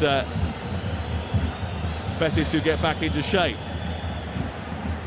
Sabali, far side, nicking the ball off Jadon Sancho, given back towards the edge of the area. Bartra clears upfield. With Chelsea, what can they come up with? James centre circle, plays it wide right. On to Madueke, who tries to, well, he seems to run through Roman Peru. And if you run, he's not Casper the Friendly Ghost. You can't just go past him, go right the way through the middle of his body. You have to come up with something to go round him. Again, Madueke showing for the ball, doesn't quite get there. Caicedo into Cucurella, back to Colwell once more, forward into Enzo Fernandez, trying to play a quick, and then travels forward, then left-footed, delivers a ball. Here's Enzo Fernandez, getting on the end of a Parma cross, nodding it beyond the reach of the goalkeeper Adrian, and Chelsea are back in the Conference League final. A brilliant ball in from Parma, left-footed arcing ball in towards the centre. Enzo Fernandez rose higher than everybody else, timed his run to perfection, timed his header even better, and it's Betis 1, Chelsea 1. Brilliant, brilliant. Again, we talked about it in the first half, about when you said about a couple of players love playing with Cole Palmer. I was just about to say, I'd have loved to have played with Cole Palmer. Everyone would love to play with Cole Palmer. He is that good. He found himself, as we mentioned in the first half, that kind of inside right position. He comes in on his left foot, and it's a wonderful ball to the far post. Just absolutely inch perfect. The type of thing that he can do. He runs to the right, he checks back inside. And again, Enzo Fernandez, we've said it a few times, Chelsea number 8, getting into the box. Again, a very brave header, getting in between the two defenders, making sure he's heading it down away from the goalkeeper. Adrian gets a touch on it, but because it's headed down, he's not able to scoop it away. A massive, massive goal. And now it's game on. Well, he's been a big-time player for Chelsea, and he has come up with a big-time moment. Enzo Fernandez, 8 goals and 14 assists now this season. He's had a really strong campaign. He got a crucial goal in Copenhagen in the round of 16 first leg, and he's got a crucial goal in the Conference League final. And that was all about his desire to get into the box, get on the end of the cross, and all about the absolute quality of Cole Palmer. Here is Madueke trying to find Palmer again. Now on the inside, he sends the ball towards the edge of the 6-yard box. Offside flag is up, and there'll be a free kick inside the area. Sam, we talked about 1-0. That's the only sort of positive thing, and it's about moments. Well, you're absolutely right. 2 moments there: Cole Palmer and then Enzo Fernandez. And look at the way Chelsea are now. They're swarming over Betis like Betis was swarming over Chelsea in the first half. Well, they have fond memories of their previous encounter with Real Betis, the most significant of them all. Gianluca Vialli overcoming Luis Aragonés Betis in the quarterfinals of the 1997-98 Cup Winners' Cup, on the way to winning it. Here on the left-hand side, Sancho trying to get into the box beyond Sabali. Sabali stops him, but it's cleared away by Bartra. But it's all Chelsea now. Absolutely. The momentum has shifted immediately in their favour. Maybe the changes have helped. Here is Enzo Fernandez scooping it out to the left. Now Sancho starts to dart forward. He's got 4 to aim at in the centre. Enzo Fernandez gives it back to Sancho. Then it's on to Cucurella. Then to Caicedo. There's a crispness and an assertiveness about Chelsea. And Palmer started all that. He goes down, wanting a free kick. Referee says play on. And then there's a stumble by Anthony on the far side. Chelsea get it moving quickly, and they're on the attack again. Enzo Fernandez makes the dart. Palmer gets it, left-footed, and it's saved by Adrian, who moves to his right and pushes the ball down by the post. It is the first half in reverse, and Betis can now not get out of their own half. They're either just knocking it long and Chelsea are picking it up again, or they're trying to play out and Chelsea are all over them. Oh my goodness, and what difference a goal makes. Bit of brilliance from Palmer and Enzo Fernandez. Well, he is brilliant, and he has been brilliant for Chelsea, and they've relied so much on him, and when he hasn't been in form, no one really has been able to cover for him. But he's created a lot of opportunities this season for Chelsea that haven't been taken, and I think Adrian actually mentioned that before the start of the game. Here is Isco, though, into the penalty area for Betis, blocked by Levi Colwill, who comes across and makes a really good tackle. And now Chelsea have got the chance to break. And again, the game swings violently from one end to the other. Caicedo through the middle of the centre circle to find Enzo Fernandez. Taken on by Palmer now, who runs up to the edge of the box, drifts one way, then the other, holds on to it despite 4 green and white shadows, turns it into Caicedo, who then finds Enzo Fernandez, and his ball out towards the far side is stopped by Jadon Sancho. There's a swagger about Chelsea that started to infiltrate their play, something that was sorely missing in the first hour of the game. Here is Palmer again, the catalyst, picking it up right side of the box. Madueke is in support. Again, he feints to go one way, then the other, stops it, then does a lovely little Cruyff turn, goes past Jesus Rodriguez, in towards the near post. Jackson is there, and Palmer has done it again. He's turned the game all on his own. Jackson may have applied the finishing touch, but it's all about Palmer.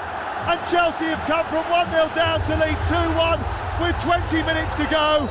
And the Conference League's runaway top scorers take charge in Poland. It's a second half turnaround in Wrocław, and Chelsea lead by 2-1. He's done it again. What a player, what a talent. And when you need something to happen, you look towards your best players, and the best players somehow find a way to make that difference, to show why they are the different ones, the ones who can step up and take their team towards titles. Still a long way to go, but even from the equaliser, you could see Betis, they couldn't get out at all. But this time he's down the right-hand side. He just stands people up. It looks like he's going to go one way, and then suddenly, it doesn't look like he's quick, but the quick turn, and whips it in with his right foot. And you have to say, well done to Nicholas Jackson for reading that ball. Once he makes the turn, great ball, it's on his right foot. In that corridor between the defence and the goalkeeper, he doesn't even head it because he can't get there down quick enough, but he somehow directs it off his chest. It doesn't matter how it happens. Well, it was such a brilliant cross that Nicholas Jackson only had to make contact with it, and with his left breast, the area of his shirt where his Chelsea crest resides, the ball has hit that badge and gone into the corner of the net beyond Adrian, and Chelsea lead by 2-1, and Nicholas Jackson has converted from a Cole Palmer superb delivery. That's 2 assists for Palmer, 2 magic moments from Cole Palmer, and 2 goals for Chelsea. Change for Real Betis. Off comes Bakambu and on comes Aitor Ruibal. Well, it's unbelievable. I'm trying to take a deep breath here. I mean, this is just a completely different side, isn't it? Different performance from the first half. And it's amazing, Sam, how, and I don't want to put people down, but just when you get quality players in, Reece James has come on, it's made a difference seemingly. Levi Colwill has shored things up defensively, and that gives confidence everywhere else in the pitch. But Cole Palmer, what a player. Jackson racing forward down the right side, Madueke trying to get there as well. Across comes the defender, and Hero will send it out on this near side. It's going to be a Chelsea throw, and you can hear the roar of the Chelsea supporters. And I think we thought that Chelsea fans were severely outnumbered inside this stadium. When I heard the roar for the goal and the way the mood has changed, I'm not entirely sure that's accurate, actually. I think there is a good split here. 39,754 inside this stadium. It's not 100% sold out, actually, but there is both of the home sections certainly are. Both sets of supporters getting 12,500 tickets for this game. The rest going to neutral fans, corporate sponsors, etc., etc., as you would imagine, but a lot of them finding their way into blue and white hands and green and white hands. But Chelsea now have turned it around in the space of 5 minutes. Madueke turning past Roman Perraud. He's got Palmer to his right-hand side, and he tried to release Jackson, who scored twice in his last appearance in this competition. And certainly, you know, we talked about him having to make up for being sent off in that game against Newcastle United and putting the pressure on his teammates. Well, he'll point to that goal as a big turning point, maybe in his career at Chelsea. Given away by Caicedo. Betis then send it forward immediately to Isco.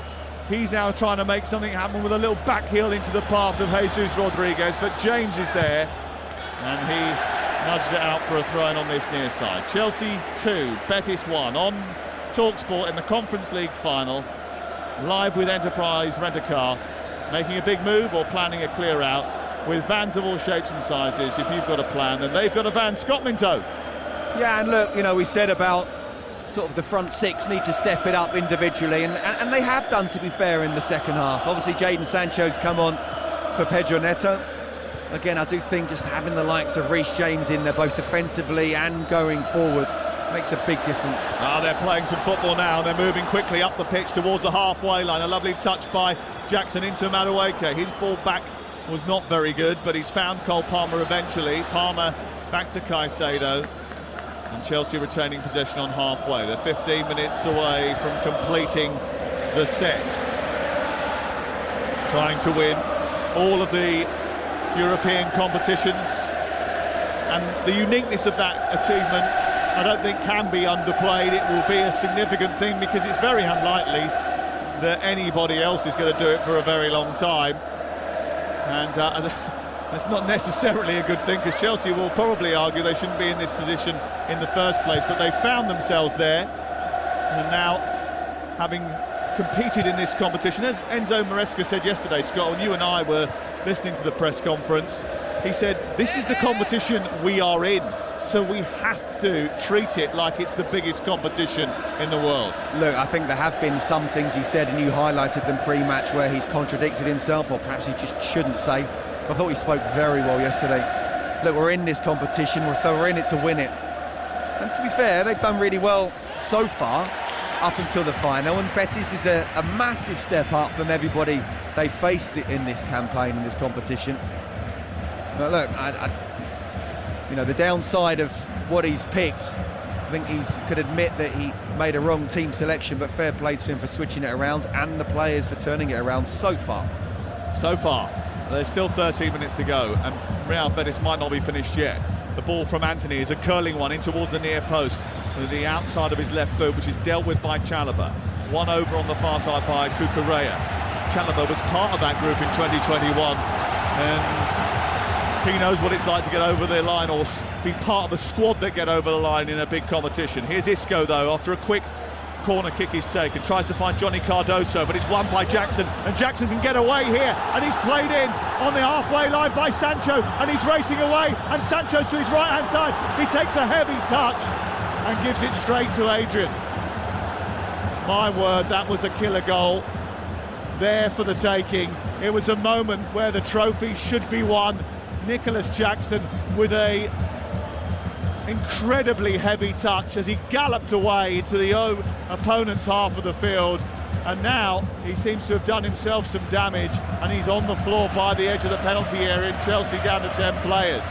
Here is at the other end Ruibal winning the ball from Chalobah and laying it back to Anthony right side. Anthony moves towards the edge of the box as the game again goes from one end to the other. Anthony falls over as he attempts to get the ball in field. Slips, smashes the ground in frustration. The ball won by Nathan on the halfway from Enzo Fernandez, and Betis come forward again. Still, Jackson is down. Isco trying to twist away from Palmer. Palmer picks it up and then smashes it out of play so that Chelsea can make a change, and they're going to have to bring on a substitute for Jackson, who doesn't look like he's going to continue. Has he given Cole Palmer a yellow card there for just kicking it out? Yeah. But he's kicked it out. and then it's a throw-in. He's given Cole Palmer a yellow card for, I think, kicking the ball out too viciously. I'll leave it out. I've heard it all now.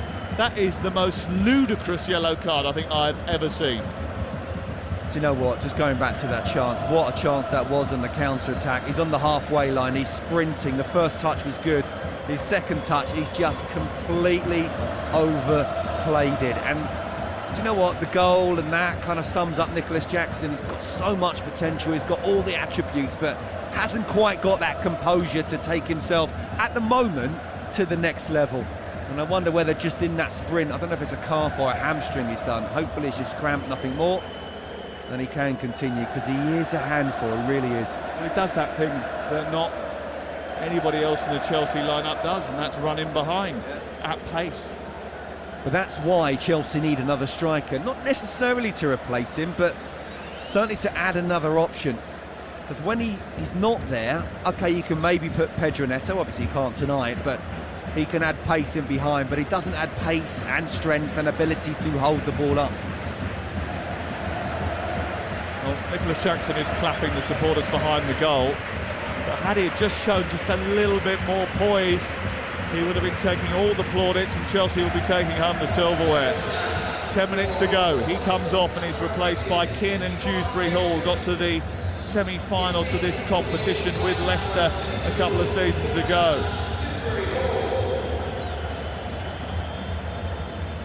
Oh wow, 10 minutes plus injury time. It's a big moment because it means that Chelsea have got to reconfigure their attack as well, because they've decided not to bring on a like-for-like change, and if they did, they might have decided to turn to Ty George or Mark Guiu, but they haven't. They've brought in Dewsbury-Hall, which means he will play in the 10 position behind the striker, who is now Cole Palmer, which does limit his influence on the rest of the game. Well, Kiernan Dewsbury-Hall is older than Mark Guiu and Tyreek George. I don't know if he's got a lot more experience, but certainly, yeah, Cole Palmer's gone as what will be a false nine. Yeah, well, Mark Guiu has scored in the Champions League for Barcelona. With all due respect to Kiernan Dewsbury-Hall, I don't think he's done that. The youngest ever goal-scoring debutant for Barcelona, Mark Guiu. But he is not called upon. He hasn't played for a long time, to be fair to him. He's, I don't think he's even been part of the squad for a little while, but he certainly hasn't been on the pitch for a very, very long time. His last appearance was February the 3rd. He's had a hamstring issue himself. February the 3rd is a very long time ago to expect him to come straight back into an intense cauldron of a cup final. Only want him to do 9 minutes though, Sam. That is true. Here is Enzo Fernandez, whose goal changed the tie. Out to the left, and Sancho was waiting for that Jackson pass before Jackson's hamstring seemingly had a little twinge. Here is Caicedo trying to turn away from Isco, get himself out of dodge. He goes all the way back to Jurgensen holds it on the edge of the D after bringing it down, then slips as he kicks it long. Nathan will take this out of the sky under no pressure. And Betis have got 8 minutes to come up with a way back into this game, having been the better team for basically 60 minutes. Yeah, look, I'd say the first 40 and then the first 10 of the second half. Well, Chelsea came back and showed what they can do towards the end of the first half. I mean, it's a cliche, but goals change games, and the moment that 1-1 came in, you could see them drop. Oh, brilliant from Dewsbury-Hall to get away from Johnny Cardoso. He's wandered into space. He's got the opportunity to play out of Sancho on the far side. He's in the area, right-footed. Jadon Sancho wins the Conference League for Chelsea. Turns the ball infield, right-footed, wraps his leg around it, curls it in at the far post.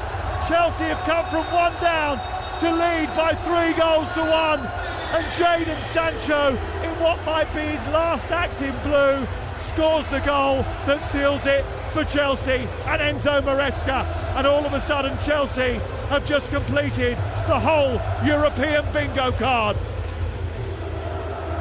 Well, whether it's his last game for Chelsea or not, it'll be a Chelsea hero now going forward for many years to come. But who was it who just ran across with the ball and then just laid it to him? Kiernan Dewsbury Hall. Kiernan Dewsbury Hall was very good indeed. We talked about him coming on and perhaps not quite having the experience that you'd want, but yeah, that's what he can do. And then as he laid it to Jadon Sancho, I mean, really, it was actually poor defending for the ball to get to Jadon Sancho, but then, you know, what we're saying, we don't want wingers to come inside on their best foot. It opens up the goal. But Jadon Sancho just needed half a yard, that's all he needed. And Adrian had no chance whatsoever. And I talked about a 1-1 as Kiernan Dewsbury Hall was running with the ball there and about to play it to Jadon Sancho. You just felt that first goal, that equaliser, just completely took the steam out of Betis. Again, talking in the first half, they can't keep this up for the full 90 minutes. Still needed bits of brilliance from Cole Palmer, but the moment 1-1 came, I didn't really have any doubt that Chelsea could go on and win this game. Kiernan Dewsbury Hall on the pitch for 2 minutes 46 seconds before setting up that goal for Jadon Sancho. They got a little bit of fortune there because the ball took a bobble off the pitch and actually outfoxed Sabali, the defender, the right back, who didn't deal with it at all well.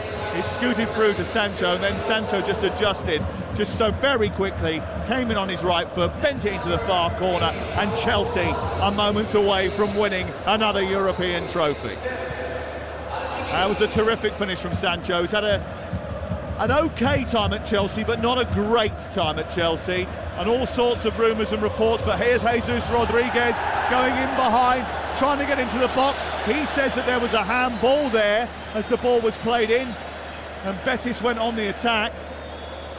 Jorgensen's got it in his hands now, and he'll look to clear it, but Isco flicked it over the top again, and as the ball was brought down, well, Reece James came across. There wasn't too much in that, but there was a quick penalty check by the VAR, but then that was quickly dismissed, and Chelsea coming forward again. Yes, Jadon Sancho was given a yellow card for ripping his shirt off and twirling it over his head, Chloe Kelly style at Wembley.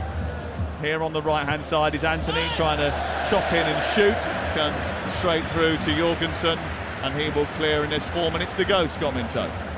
Oh my goodness, did anyone really see this coming at half-time? No. But Aid said it, 1-0, you're still in the game.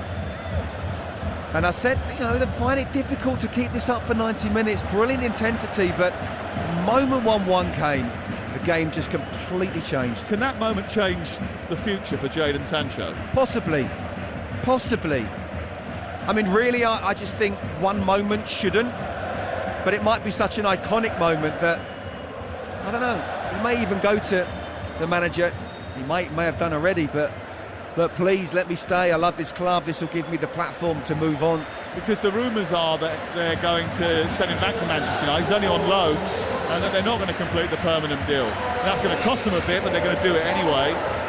But I just wonder whether or not that might not be the case. It's not easy to get players of his quality in the building, and if you get him right and he's happy, he can play, he can create, he can cause problems, and he's shown that. I'll be 100% honest with you, I think he's a squad player for Chelsea, but you know what, if he can come off the bench and do that on a pretty regular basis, then he's well worth it. Yeah, Mark Guehi is now on for the first time since February. Chelsea have taken off Cole Palmer, the man who turned this tie, and I don't think we should underestimate his contribution to the game. He was the catalyst. He created the turning points.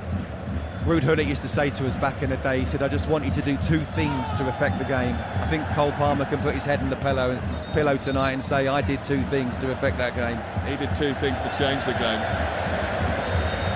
Yellow card over on the far side. Giovanni Lo Celso is on now, by the way. So is Sergi Altamira, the most used player in Betis this season. Anthony's been booked for a foul on Enzo Fernandez over on the far side, and then Anthony has just flared up and he's gone in on Enzo Fernandez, and the Brazilian and the Argentine are in an argument over on that far touchline, and Anthony could find himself in trouble here.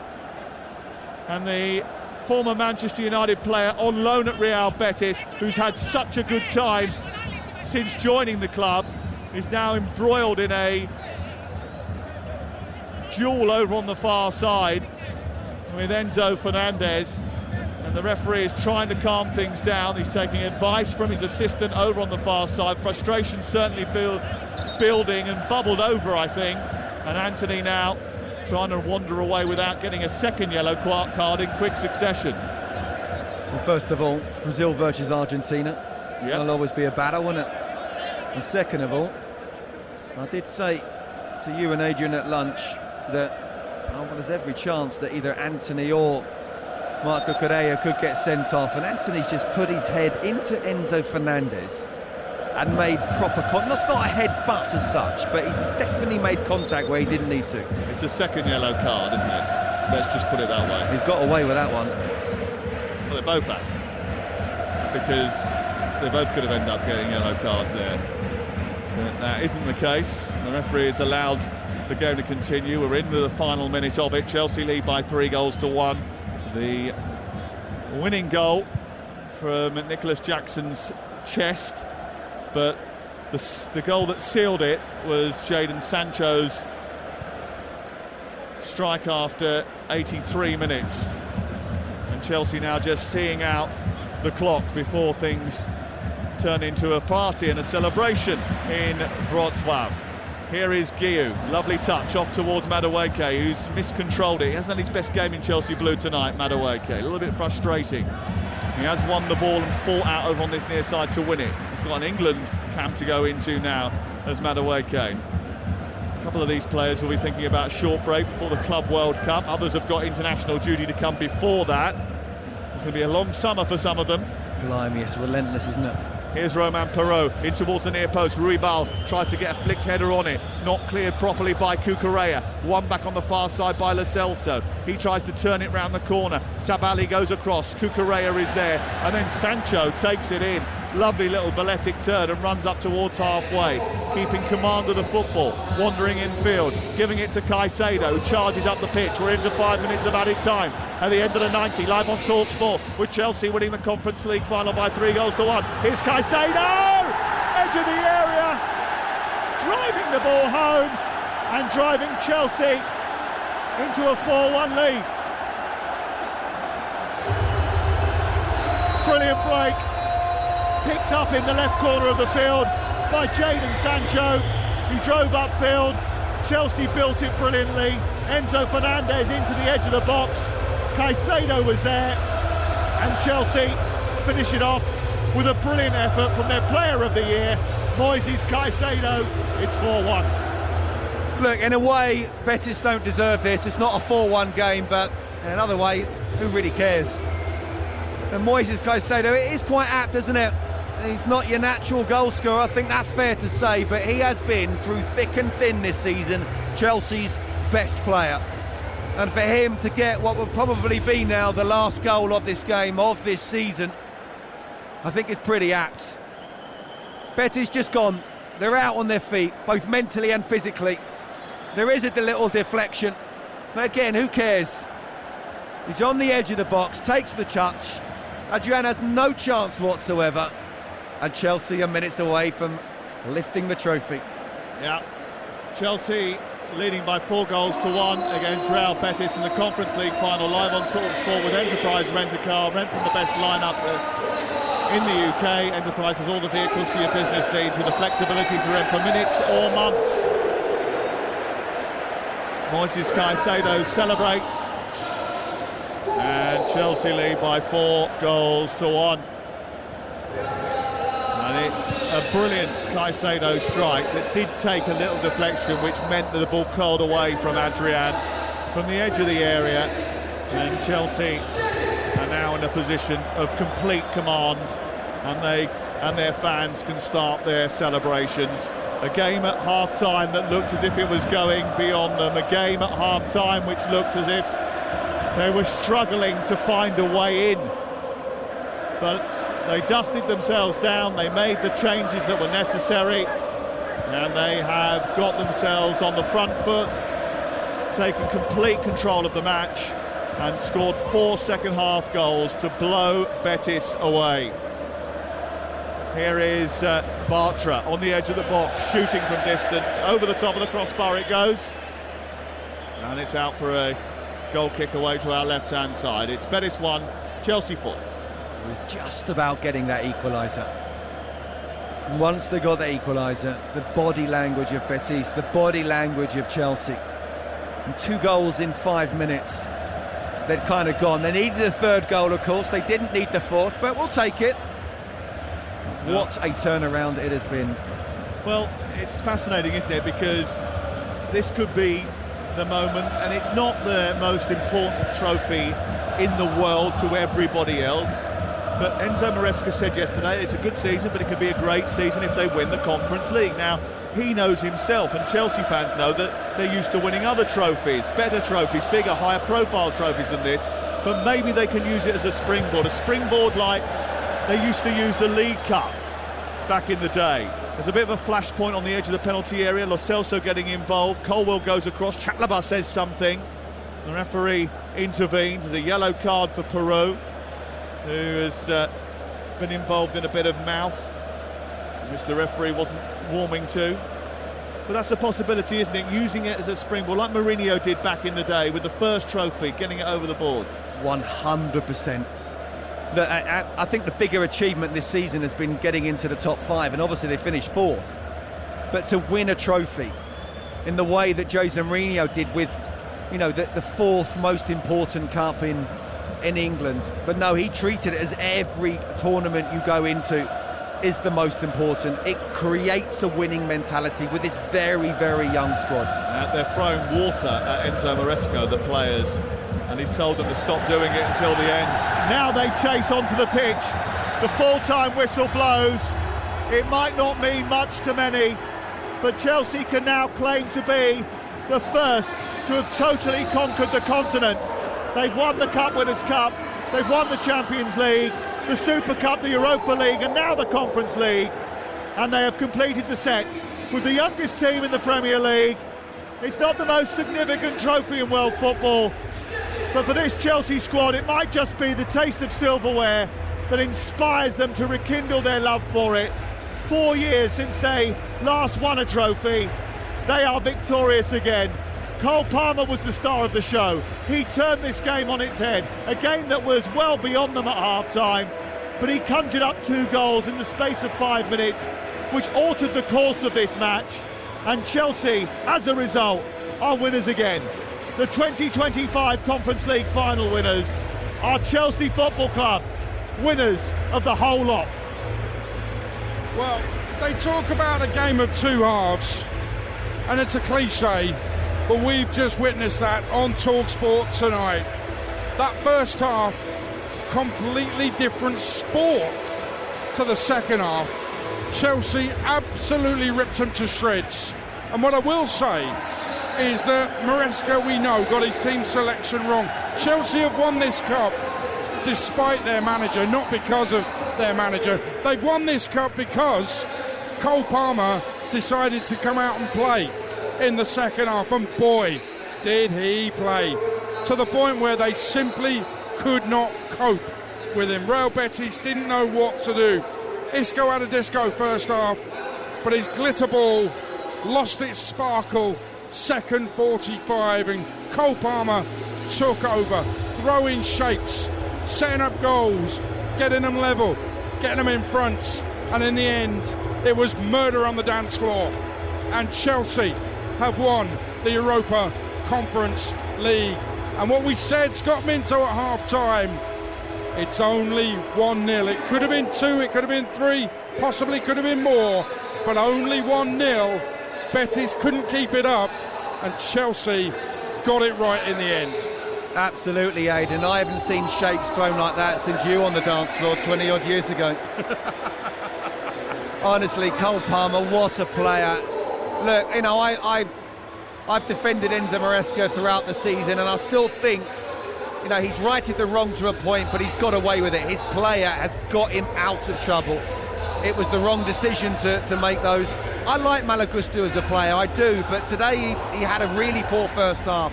I didn't think Maresca would make the change, but we both said that he should, but he did. And I do think it made a massive difference. Even bringing on Levi Colwell as well, the solidity it gives. Couple of times in the second half, Betis went on try and attack, and Colwell put himself in the right place positionally. and the confidence it then gives everybody else going forward. And we talked about everyone else individually has got to step it up 5 or 10%. But my maths isn't absolutely brilliant, but I'd say Cole Palmer did it 120%.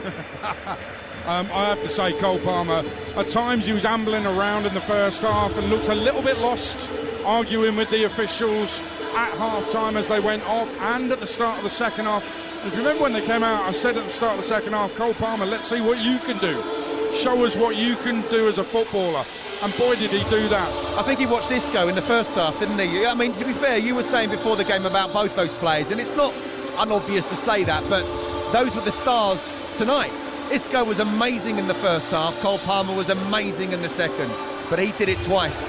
And I just felt that the rest of the Betis team, once they realised that equaliser was in, they were going at full throttle in the first half.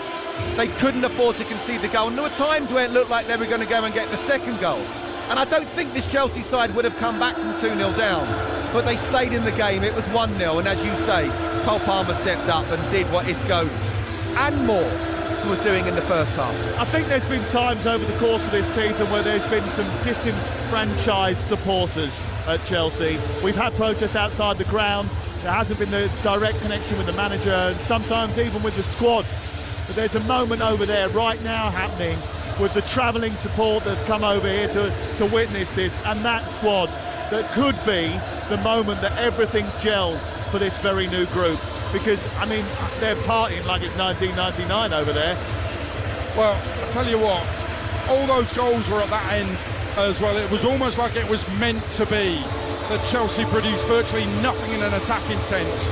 At the end, there was the opposite end to where the Chelsea fans were saving it all for the second half. But also, I think that what you were saying about Isco there, Scott, is absolutely spot on. He was trying to influence the game all over the pitch and eventually ran out of legs at the age of 33 to do that.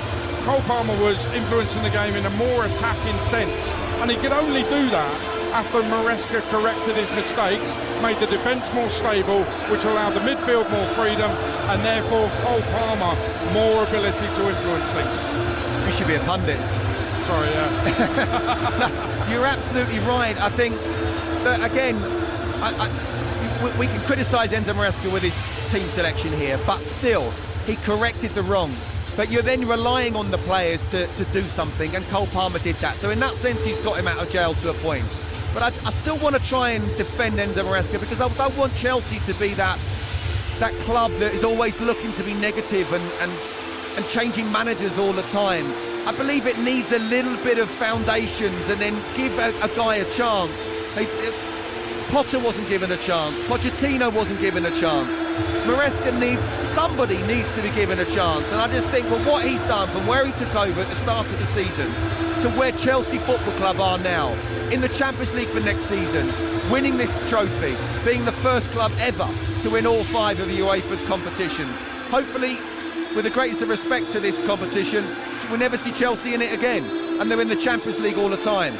But they're in it to win it, they've won it, and it's absolutely brilliant. And I'm really, I don't want to use the word proud, but I kind of am, to see them do that. And these really young players came of age in the second half, led by a guy who has a world-class talent.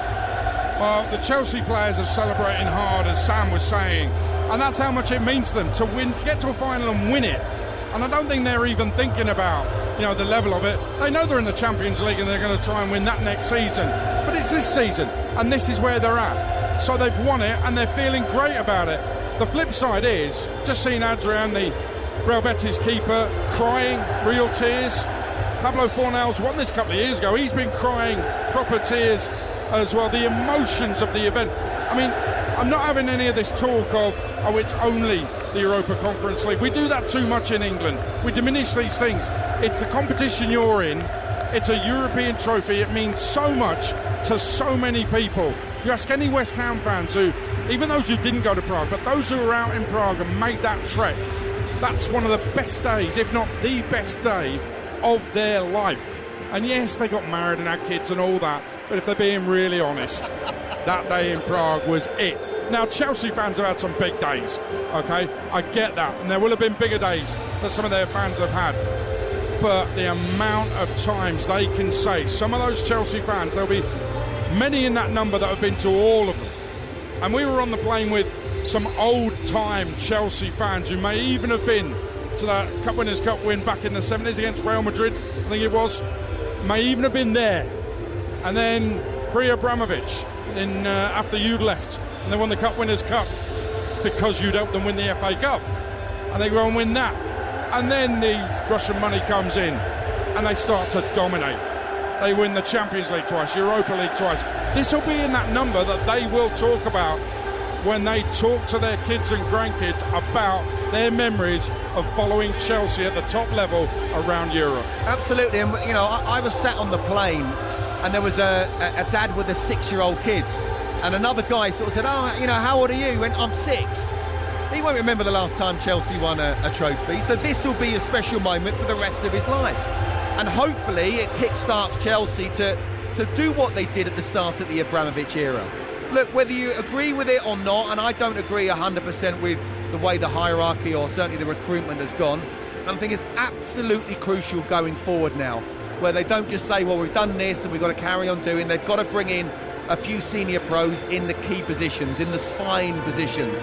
But the bottom line is, this is a massive night. It's a European trophy, and they found a way to win.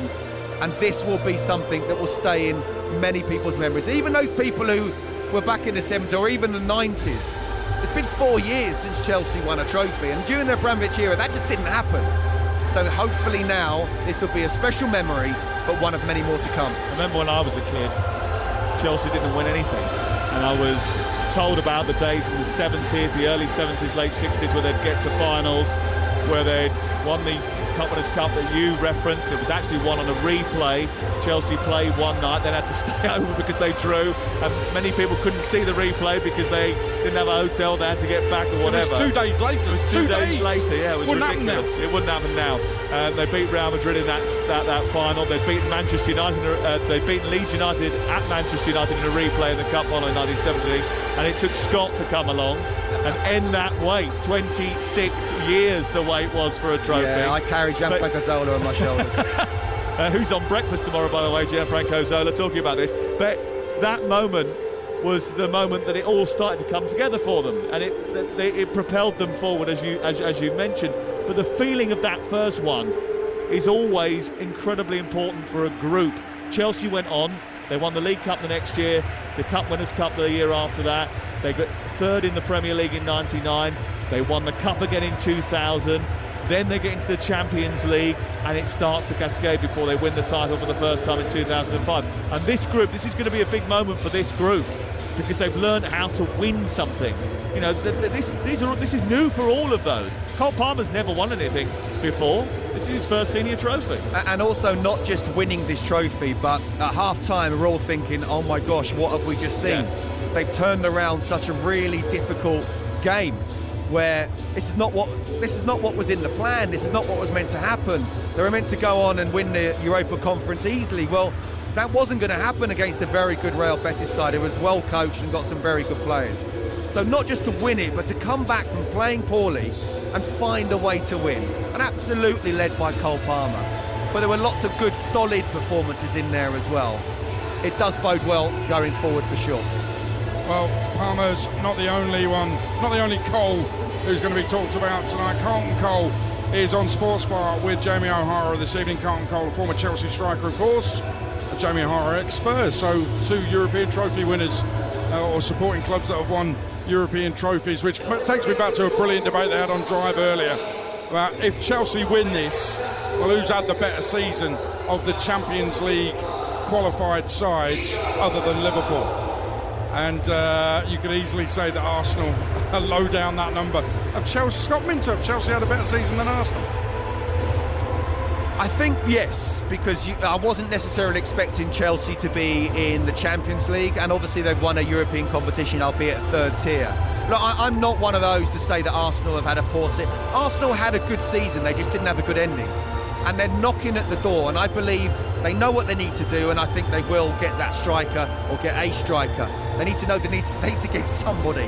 Looks like it's not going to be Alexander Isak, but they need to get somebody. But I'm definitely not saying they've had a poor season. but you do have to win something ultimately. It's a big one for Arsenal next season. I think Newcastle had a wonderful season. For them to get into the Champions League is one thing, and then to win a trophy, what was it, 70 years or something like that? You know, I saw Alan Shearer sort of saying, in my lifetime, this is the best season that Newcastle United have ever had. So I'd perhaps argue, just because of history, that perhaps Newcastle have had the best of the rest. But for Chelsea, it's a massive moment for the players, it's a massive moment for the manager, and it's a massive moment for the hierarchy as well. And I'm fascinated to see what they're going to do in the summer. Well, Andy Goldstein, Darren Bent will be back tomorrow at 4 on Drive with more chat, and they will reflect on Chelsea's trophy win and the massive difference between first half and second half. And let me just remind you that Spurs and Chelsea are big rivals, but they're going to have one thing in common next season. Their fans won't stop singing about being champions of Europe. We know what we are. So get yourself used to that. You're going to have to put up with that next season from Spurs and Chelsea fans. They might even sing it together when Spurs play Chelsea. The whole not ground. Often those two teams. I know. I mean, it's going to hurt certain fans in North London, there's no doubt about it. Chelsea have formed a tunnel. The match officials have already had their medals from Alexander Seferin, the UEFA president. Real Betis, the losers. And a word about Real Betis, Scott Minto. That first half performance, particularly from Isco, was something to treasure and admire. It was a brilliant 45 minutes of football. Yeah, first of all, I'd like to doff my cap to Manuel Pellegrini. You know, just such a well-coached side. But there is only so much you can do. And I go back to the fact that if they'd have scored the second goal, I'm not sure this Chelsea side would have come back. They may have done this as a hypothetical point, but I'm not so sure the way it went. But all the while staying in the game.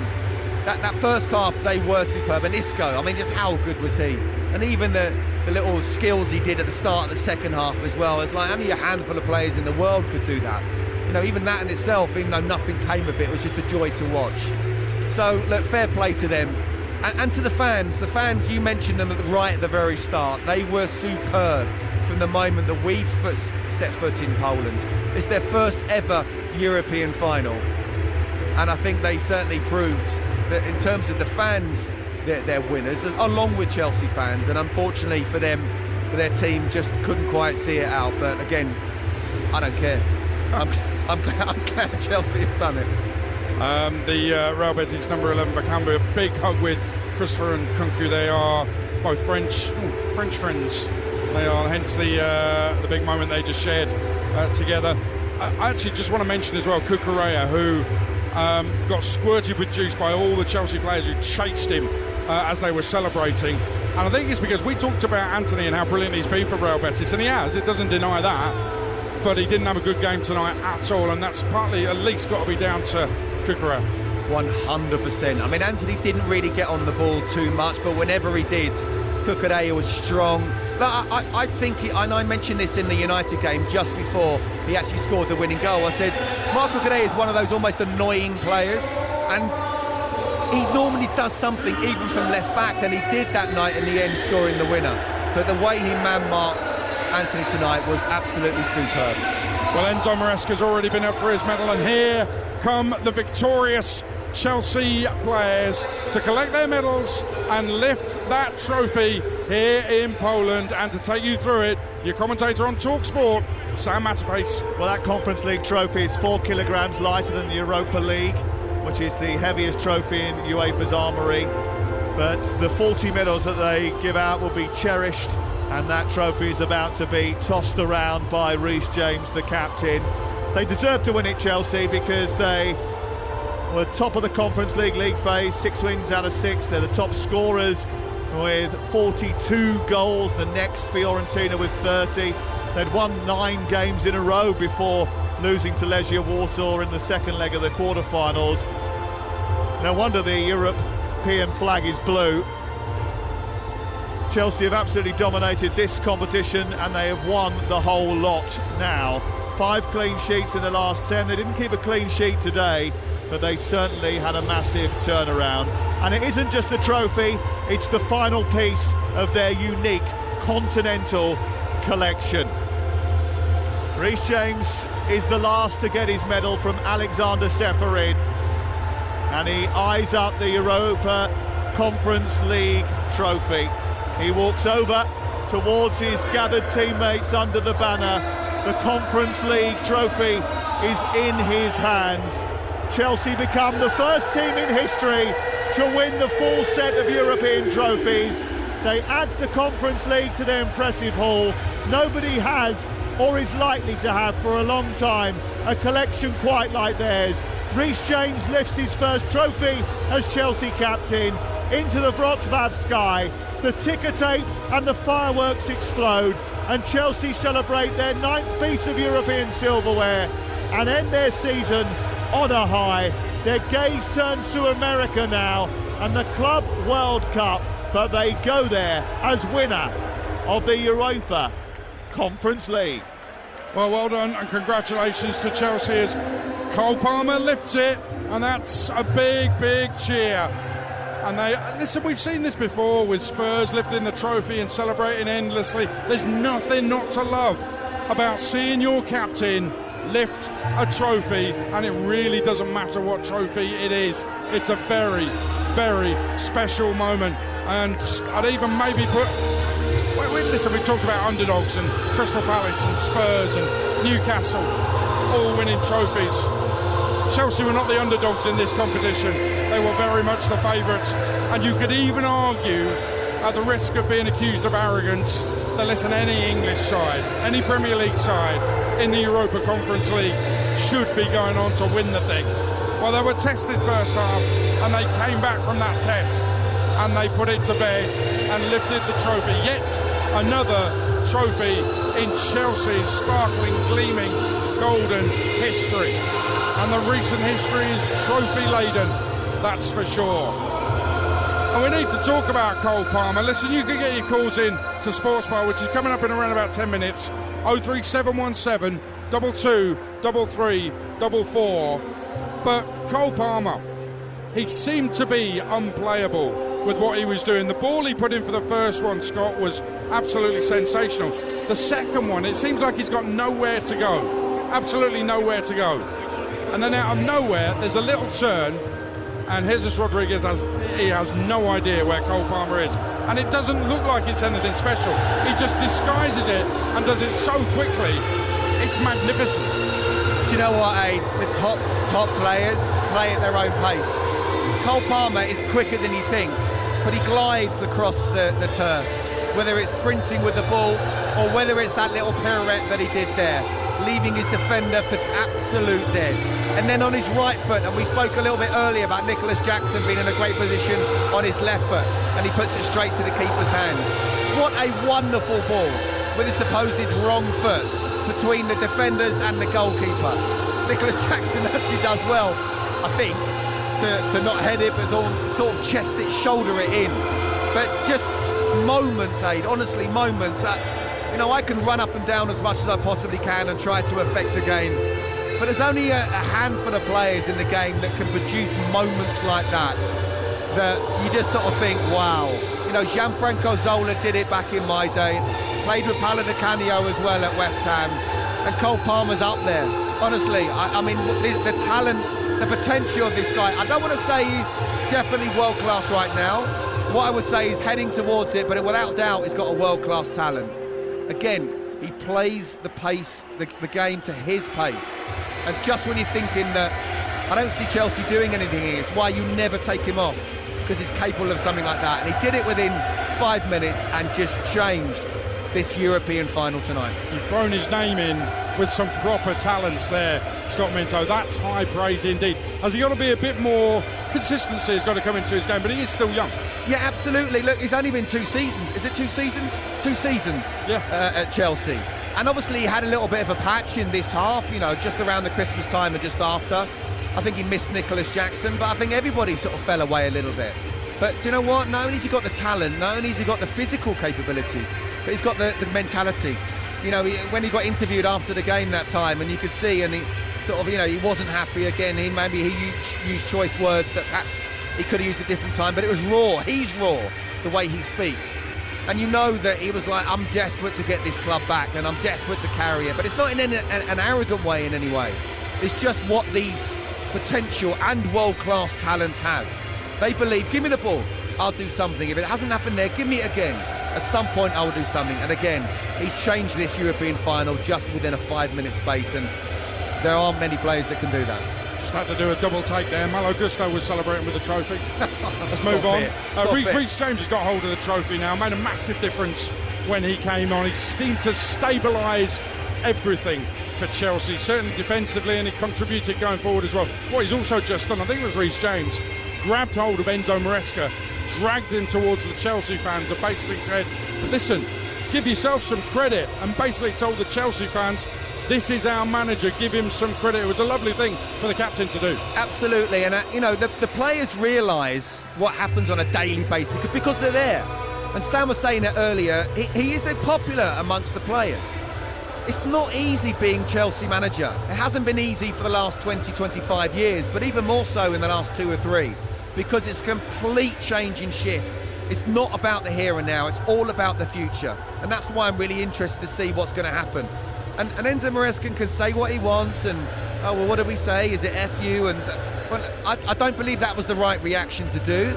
But at the same time, he does need to take Chelsea where they were not that long ago to be right at the very top. He does need help. He's even said it himself that he needs experience. So yeah, look, there's been a few contradictions that he's come out with over the season, and we can come out with that, and perhaps he can learn from that himself. Let's not forget, Aid, he hasn't managed in the top flight before, ever.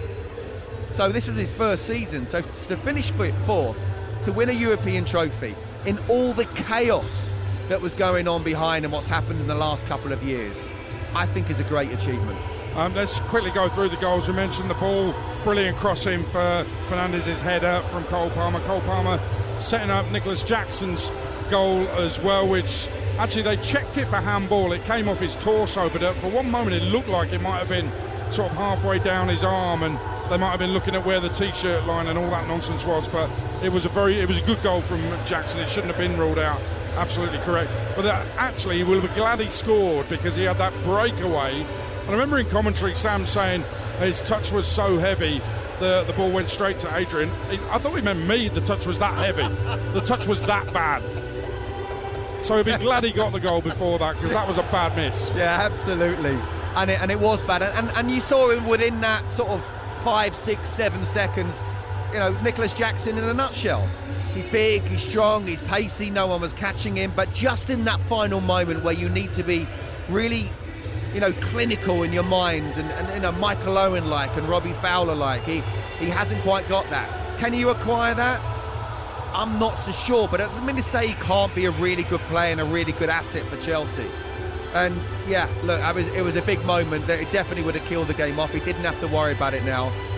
But I think Enzo Maresca probably been more relieved than Nicholas Jackson, just because of those 2 initial decisions that didn't work for sure. Yeah, absolutely. Jadon Sancho's goal was really good. It was a high quality finish. Might get lost a little bit in Cole Palmer's performance, but it shouldn't, because that's what Jadon Sancho can do. Well, it's exactly what you want your subs to do, to come on and make an impact. I was slightly concerned because he hasn't got the pace of the other 2 wingers, that perhaps he just do a little skill and pass back, but he actually looked quite direct a couple of times before that. It was really important. Do you know what? I was so over Cole Palmer. I wasn't sure if it was him. It was Kieran Dewsbury Hall who actually played the ball to him. So well done again to him for coming off the bench and making a little impact. But you're right. We spoke earlier about fullbacks. You don't want the inverted wingers to be able to come inside. But he just got half a yard, and the strike was absolutely superb. And it is. I mean, Sam asked the question: could that moment, coupled with added to everything he has done on a positive level going forward, turn Enzo Maresca in the hierarchy to think of signing him going forward? Before this game, I'd have said no, but now I'm not so sure.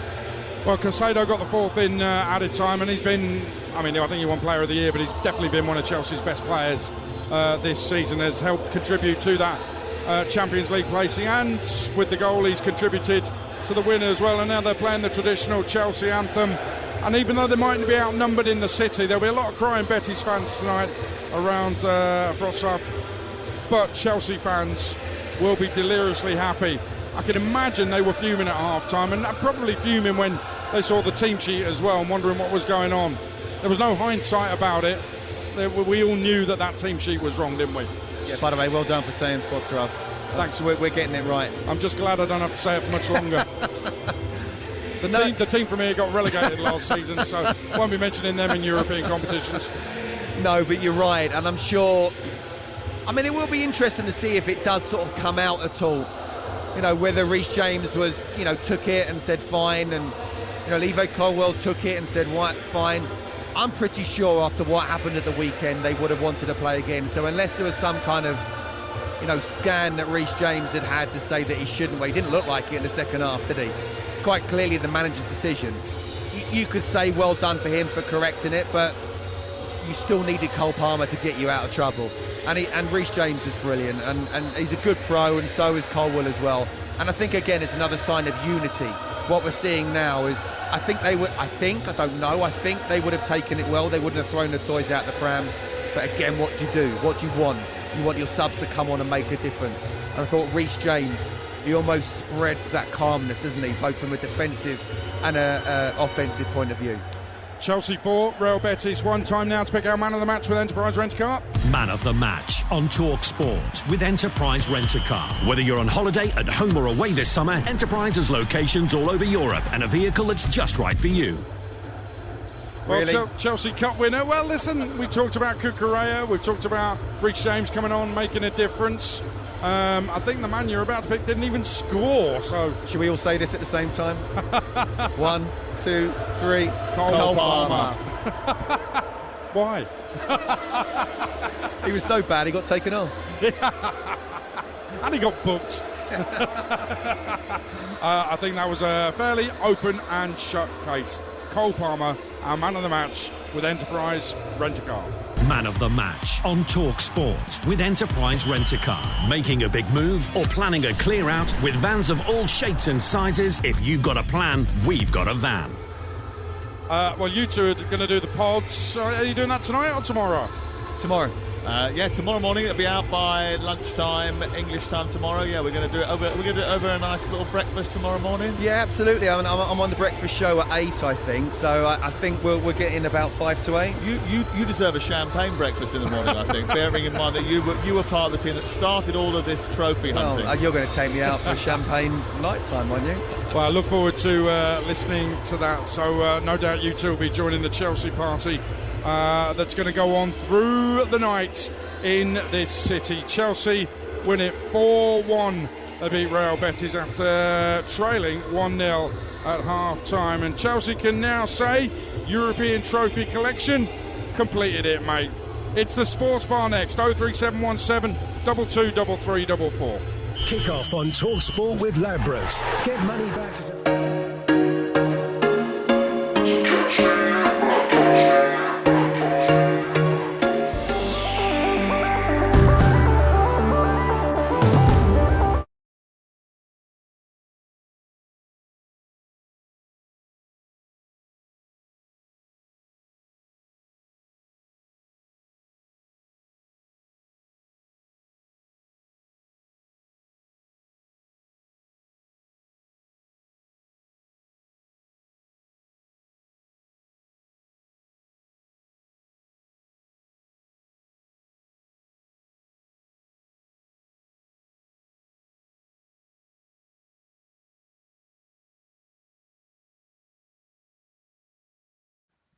Hello everyone and welcome.